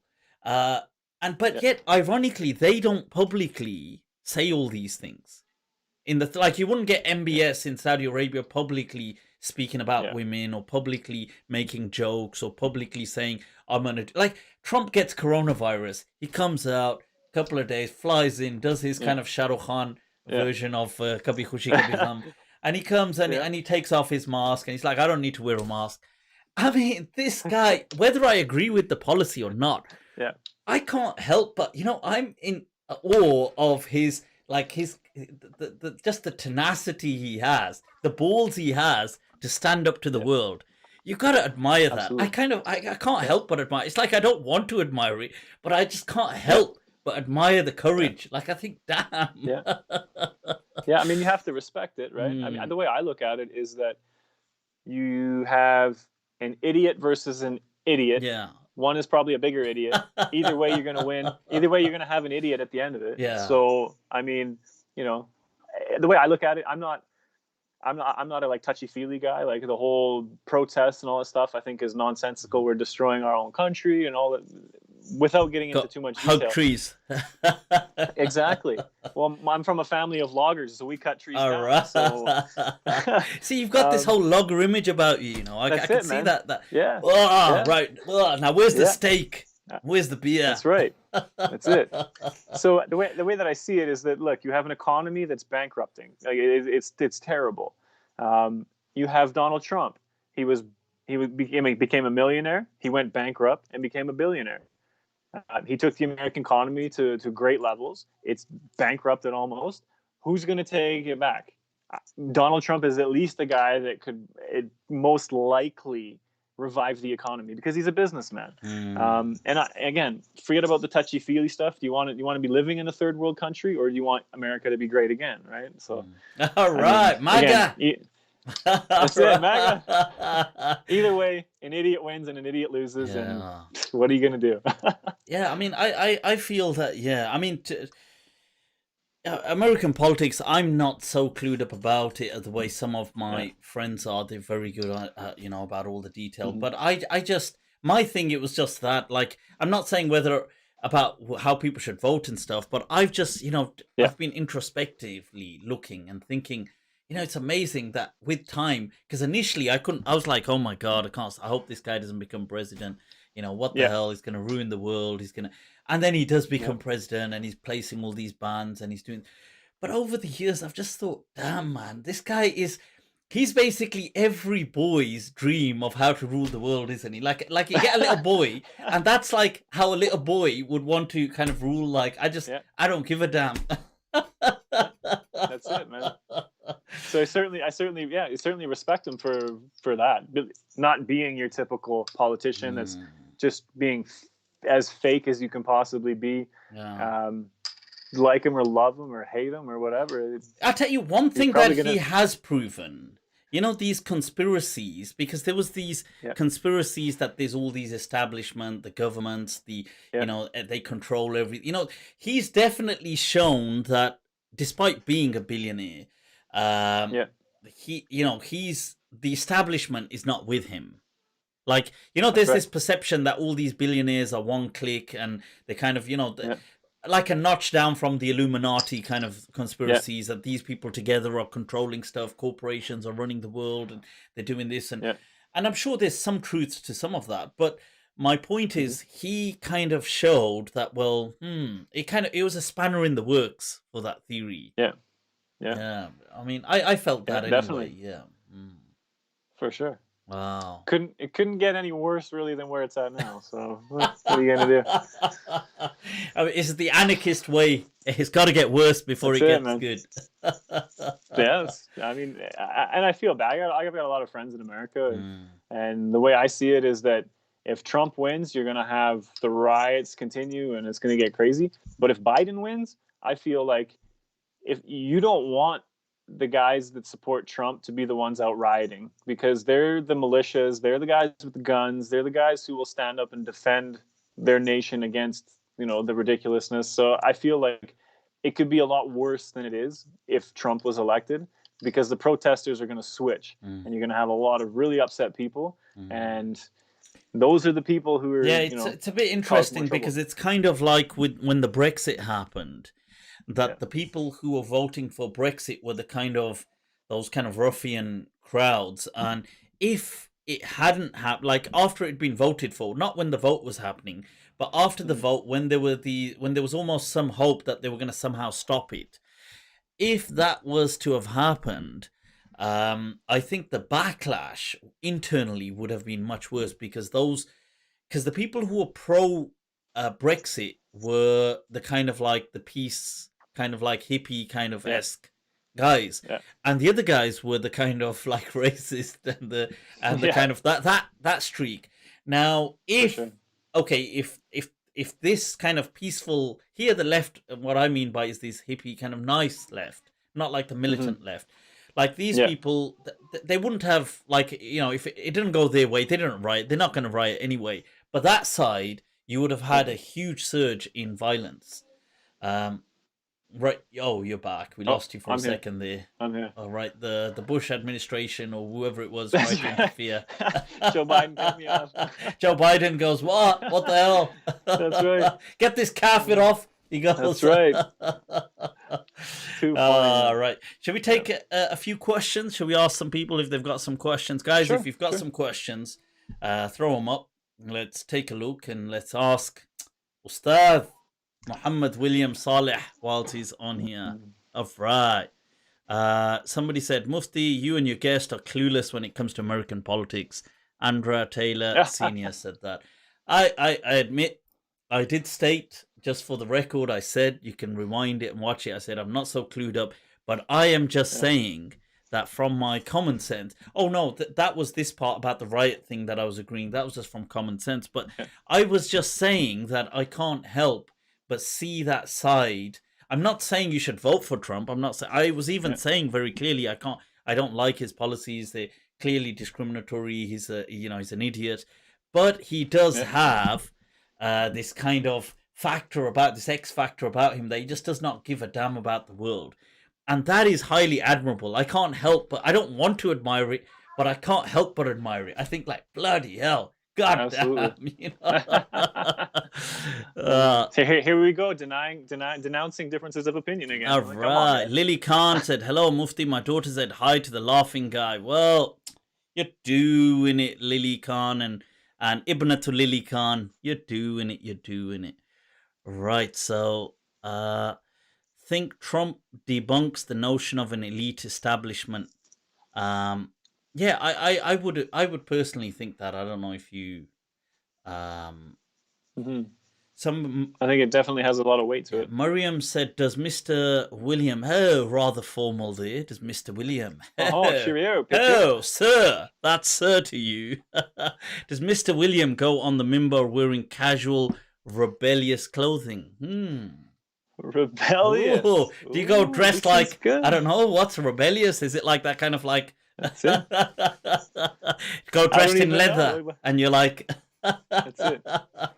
With a face mask with a zipper on it or something. Like, Ooh, I'm not sure. Rebellious. You open it and you're like, sure, guys. Bismillah, people, I'm here for the khutbah. Right. That's right. If you mean, have I dressed according to the location of where I'm from and the people that I'm speaking to? Yes, I have. As in wearing regular clothes. Yep. Regular kind of. That's right. Somebody said, Mufti, is it time to drain the swamp? That's a Trumpian term, isn't it? Drain the swamp. That's it. Drain them all. Drain them. That's it, people. That's it. How do you see the future of Islam? Interesting question. And somebody's Depends, I think. it's just followed that up with, Yeah. how do you see the Yeah. future of ex-Muslims? Oh, Okay. you know what? The future of Islam is dependent upon the people who are propagating it. Yeah. Wow. So Well said. if that's us, then we need to be a better example of what Islam is supposed to be. Hey, sweetie, what are you guys doing? Going to bed? All right. Look at that. See, not vampires like us on this side. I'll take a look at Facebook as well if you're posting questions. Right. It says DP. I can't read the surname. Said a bad 2-year-old has that same factor. He just didn't outgrow it. Oh, that's about Trump. Yeah, that's why I did say it's like a boy. It's, if you said to a boy, how would you how would you like to rule the world? I think Trump's just living that dream, isn't he? That childhood dream of, but still as a child, I'm gonna make a wall. I'm gonna make them pay for it. Yeah, I don't care. That's right. he made a piece of it and made the Americans pay for it instead. All right, let me just see some of these questions. Right. Mufti, do you think Salafism will increase in the future? I don't know. Do you think Salafism would increase in the future? Is that myself? I would hope not.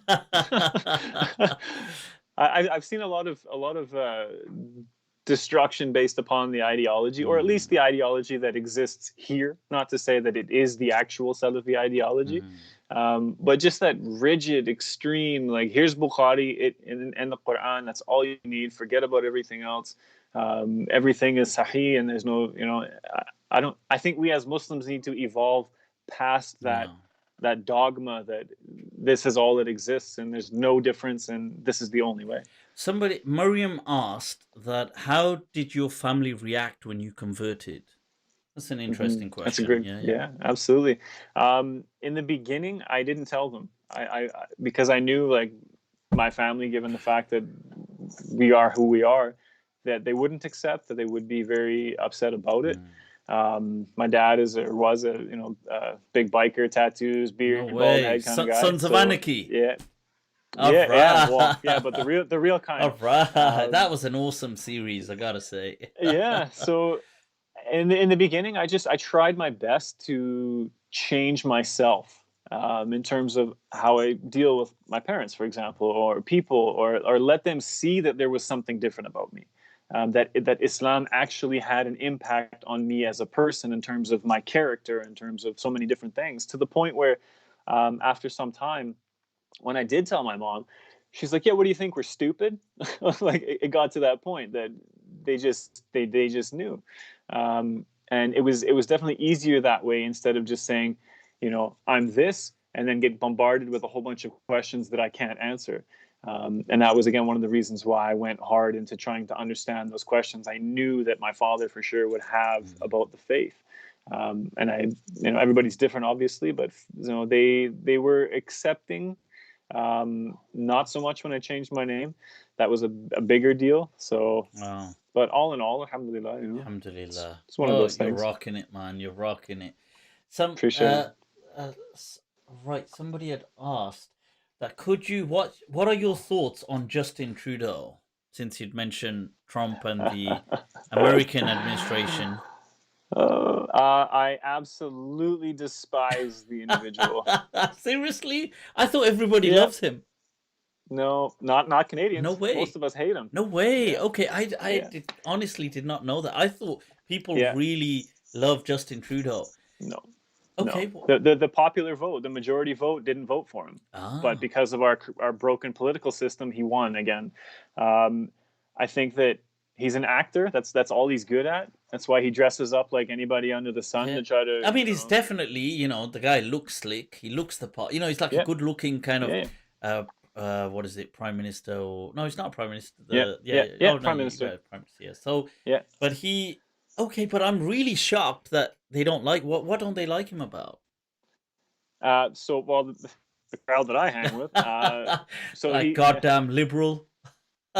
Essentially. I mean, I'm not right or left. I would like a party in the middle that kind of had, that I could agree upon with everything. Obviously, not going to get Yeah. that. They banned so many firearms in our country, taking the rights away from legal law-abiding citizens who have owned them forever, even though we have the legal right to possession of our possessions. They did it during COVID. They didn't do any kind of debate, nothing. They just signed into law, criminalizing all these weapons and criminalizing people that are we're crim checked every day in the system. They're the most responsible people, and completely ignore the fact that we have a huge problem with gun violence in Canada. Guns that are being brought in from the States. They're illegal. None of the people have licenses. We don't care about dealing with those people. We just want to focus on the good people because guns are scary. Whether the fact that Trudeau's been convicted of breaking the Ethics Act, I think twice now, and he's up for a third round with this whole new scandal that he's got going on. What's the new scandal? It's called the Wii Scandal. So he signed a bunch of grants that allowed this company to get a whole bunch of millions of dollars, and then in turn kick back to his family in the tunes of hundreds of thousands of dollars. Okay. See, the corruption is everywhere. Yeah. Yeah, absolutely. And again, I didn't vote for him either time. And the Muslims, I can't. Same thing with Trump, right? That will vote for him because he's our guy. Well, can't. Why? Because the conservatives are racist. You did. Really? We're just gonna smack the whole thing? I know lots of people of every color that vote conservative, so it's clearly not just Wow. So yeah, big X on Trudeau. Don't like him. Wow, that's all right. I must say, I had no idea that this is the reality on the ground. Okay, and these are people's sentiments. All right. So, what is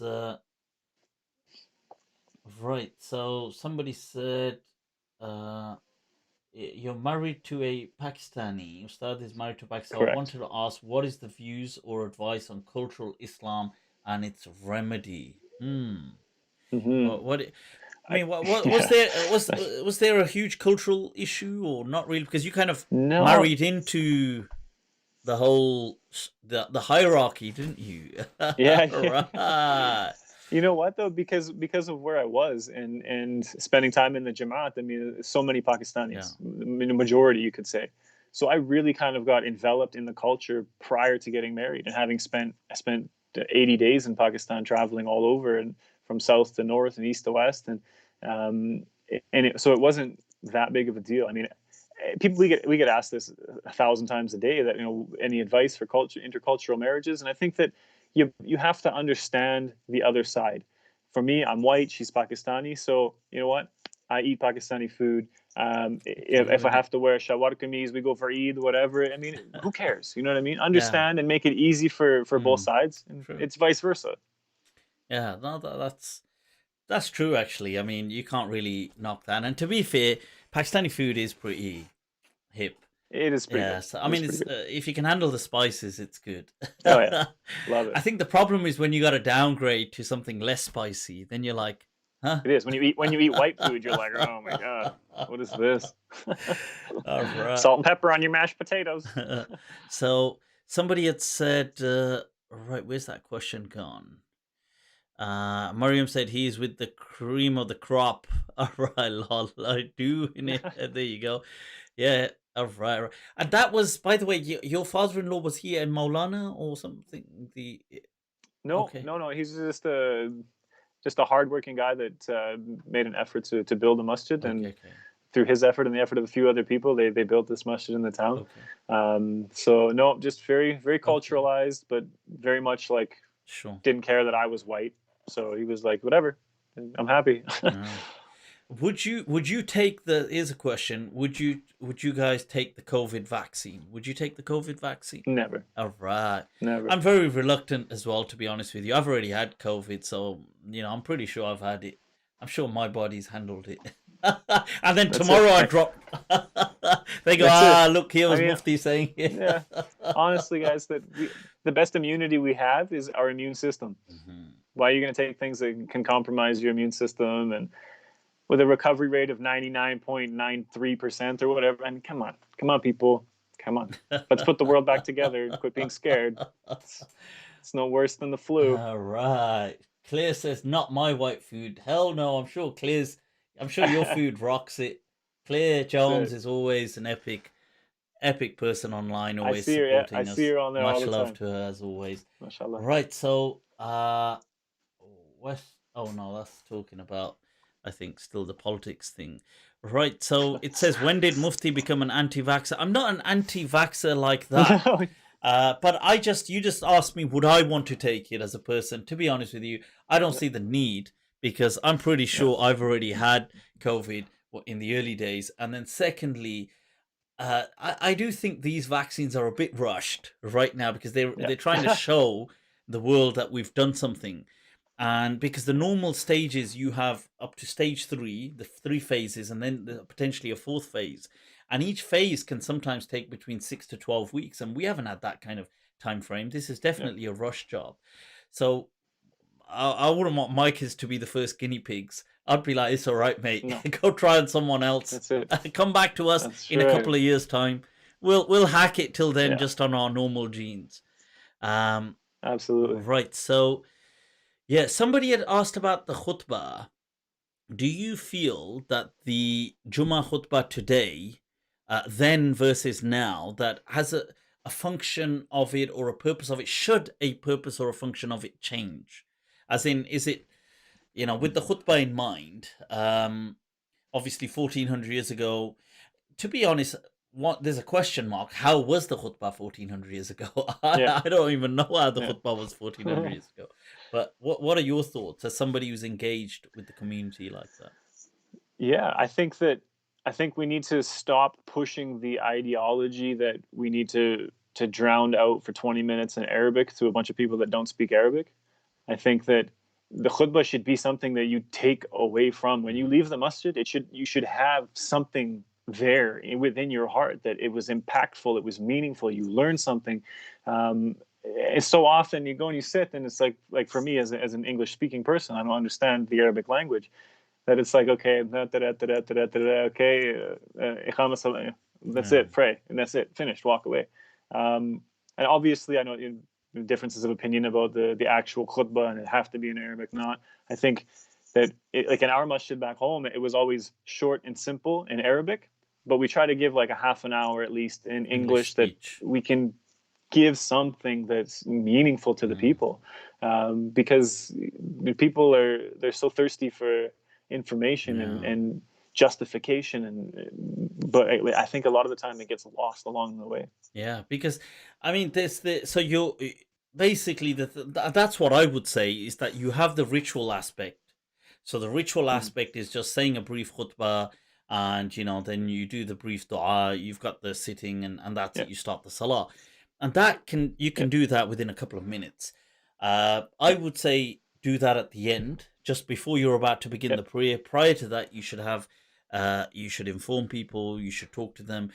I feel it should be relevant, and you should engage them. People have this issue with engaging people on Jummah. Like, they feel that no, you can't, because you're not allowed to respond to the Khateeb, this mas'ala, that even if the Khateeb says no, you can't talk, you can't respond, you can't.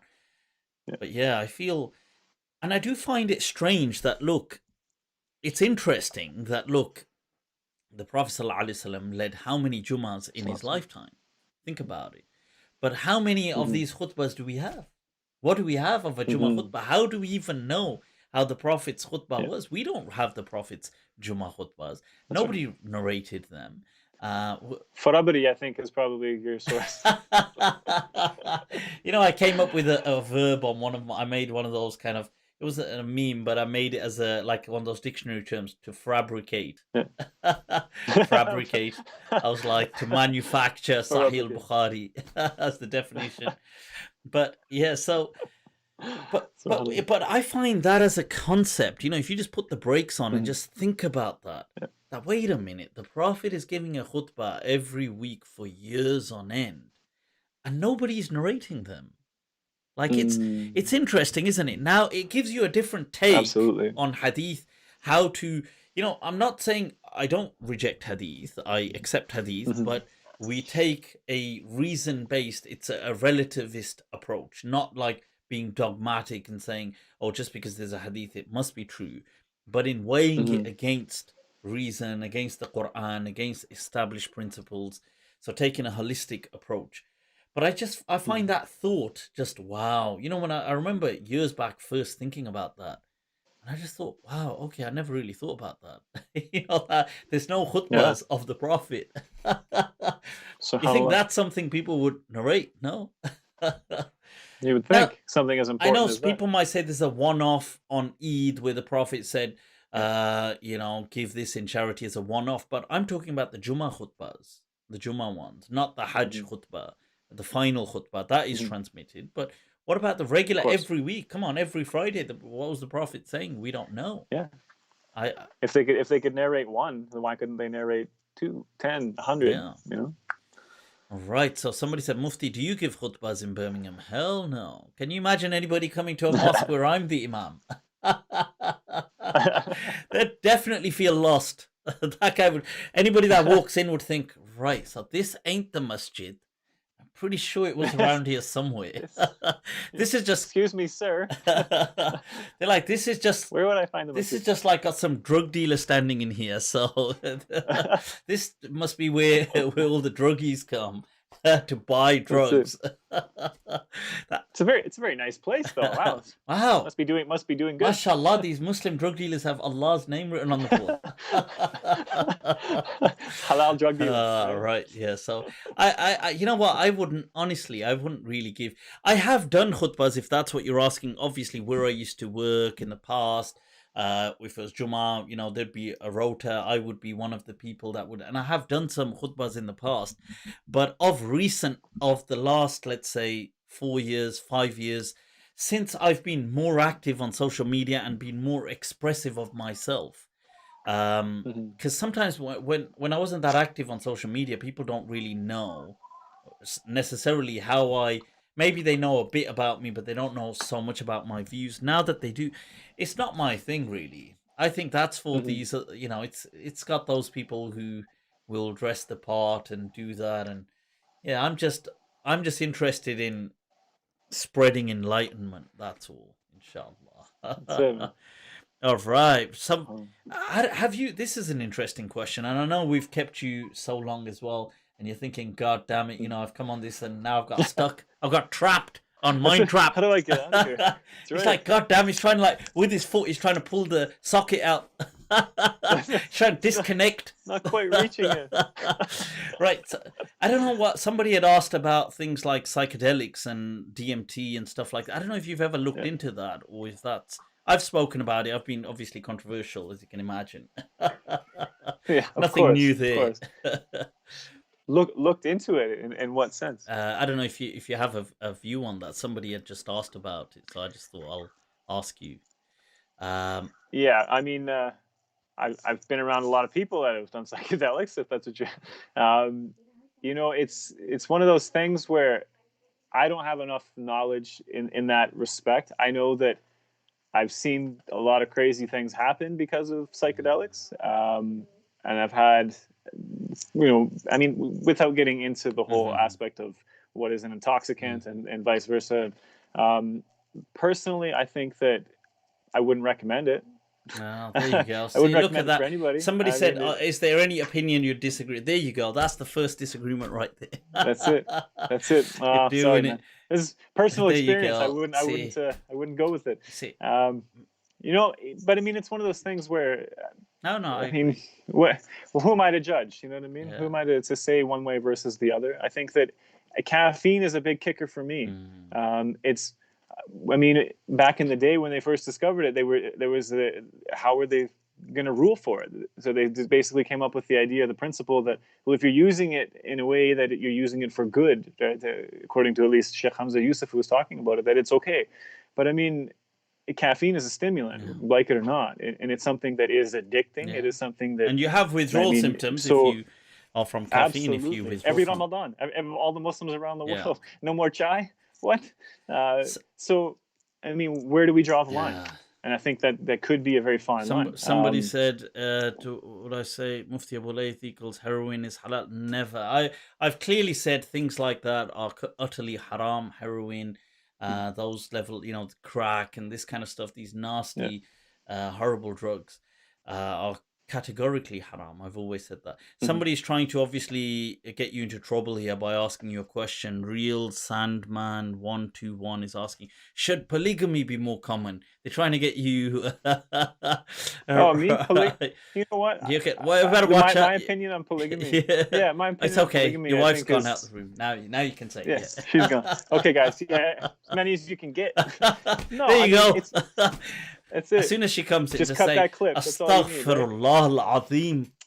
Why? Yeah. Why? I mean, what does Allah say? Deal with them justly. Allah. I can't barely deal with one wife justly. Well, how on earth could I deal with three or four Allah, wives Allah, justly? Allah. So do I think So just I don't use the Muslim thing. Well, there's more women than men. No, there isn't. It's almost the same number around or the just world. deal I think or there was just a deal time. unjustly in an equal manner. Say, oh, it wasn't. Oh, is that not what you meant? Oh, No, I oh. misunderstood. I took a different opinion. It's fine. Don't worry about it. No, it's Yeah. No, that's epic, man. You know what? We better call this a wrap. I know it's getting late where you are, that's Ustad. it. Ustad, if Late people, for me. It's 5 hours different for you. well, yeah, I'm a vampire, man. That's what it is. This That's is it, man. It's the almost old Fajr time for you. a bit away Oh, yet, but so if people want to reach out to you, connect, where's the for best sure. place? And I know you've got your TikTok thing as well. Yeah, for sure. I mean, that's probably the best. Instagram is good. Saleh Family or Saleh Family Co. Maybe. Okay. If people want to actually reach out and have a conversation, that's the Yeah. best because I hate typing. You can find us on TikTok at Saleh Family. So I forgot And to then say as a side note before just going, do yeah, you do things for or with converts and things like this? As in, or you don't? I don't know. Maybe you don't, but I'm yeah. just saying maybe you Yeah, do. no, If I you mean, do, again, back home, because we've moved here for a couple of years now, but back home was a lot more active with that. Here, I just kind of blended into being a nobody, which is great. okay. But I did start a YouTube channel, Muhammad William Saleh, and right now, I've only put up just kind of the basic of my story. But my wife has been harassing me since Ramadan to put up a series dealing with new Muslims and how to deal Because as a I new get that Muslim with so Islam. much from people asking me, Mhm. they say, oh, well, as new Muslim, what should we do? What's Yeah, this? What's that? yeah, What do you recommend? What translation of the Quran? You got is yeah, there a favorite yeah. translation of the Quran? What's the favorite? Absolutely. It's called the Clear Quran by Wow. Dr. Mustafa Al-Khateeb from here Wow. in Toronto. People. It's There you go. phenomenal. It's unbelievable. Is there something on Sirah that you recommend whilst we're on that note? For myself, the Or for Sealed English Nectar by speaking Mubarak work? Puri. Yeah, yeah, That's Sealed Nectar. a bit like for, I don't know if people would, is there like No, sometimes people there's excuse me. The new version. The new oh, version right. is more of a picture book. Right. I'll be right there. Yeah. So it's great. Okay. That's again, I've kind of delved into more of an academic study, so it Mm, becomes a little bit too much. But the new version of the Sealed Nectar, I find, is really good. It's a lot more kind of okay. simplified and kind of a lot of pictures and explanations and that sort of stuff. And then I mean, I love Mufti Menk for the Sira is All for me was right. very good. Doing He's it, got a doing it. 30 Look at part this. series. Bringing up competition with That's it, man. Muftis on That's it, MindTrap man. with Mufti. That's it. That's it. Mufti Mank stories is Yeah, doing it, is doing it. it's good. It's a great. It's an easy listen, and it really like it gives a lot of value to the man behind the message. So that's what I would recommend. That's awesome. But yeah, And that's it. That's all. you're saying about reaching out, you're saying Instagram was the Saleh Yeah, Family Co. And yeah. you've got obviously what is TikTok it at called? Saleh Family. What's TikTok? Lala. Which What's it called? No. So if you guys want to look at the best quality hijabs in the world, you can check out lalahijabs.com. We've actually, we built them with a reason. They're tie dye, and we use color theory, which was important for us to be able to kind of when you put it. Not me because I don't wear hijab too often anyway. You naughty, naughty. Yeah. But it's all about boosting your mood, right? We based it off of color theory, and you guys can check that out. But lalahijabs.com, you can check that out. Again, TikTok at Saleh Family. And feel free to reach out anytime. And thank you so much for having me on, man. It's been an absolute pleasure. It's been very fun. and doing stay it. blessed with what you're doing, and we need more of it. Right, shukran. It's been an absolute pleasure having you on, Ustad. People, you've heard the Ustad. If you want to reach out, those are the places. So I'm going to put up also my exit page. And if you haven't already liked my and subscribed to my channels, then god damn all of you. But That's it. shukran, Sheikh, once again. And do thank your wife for putting up with this 2-3 hour of a stream right here. She's probably thinking, what the hell are they talking about? It's like, god damn it, can they stop talking now? That's it. All right, people. Okay. Well, all right. I'm gone. Take very good care of yourself, guys. All right.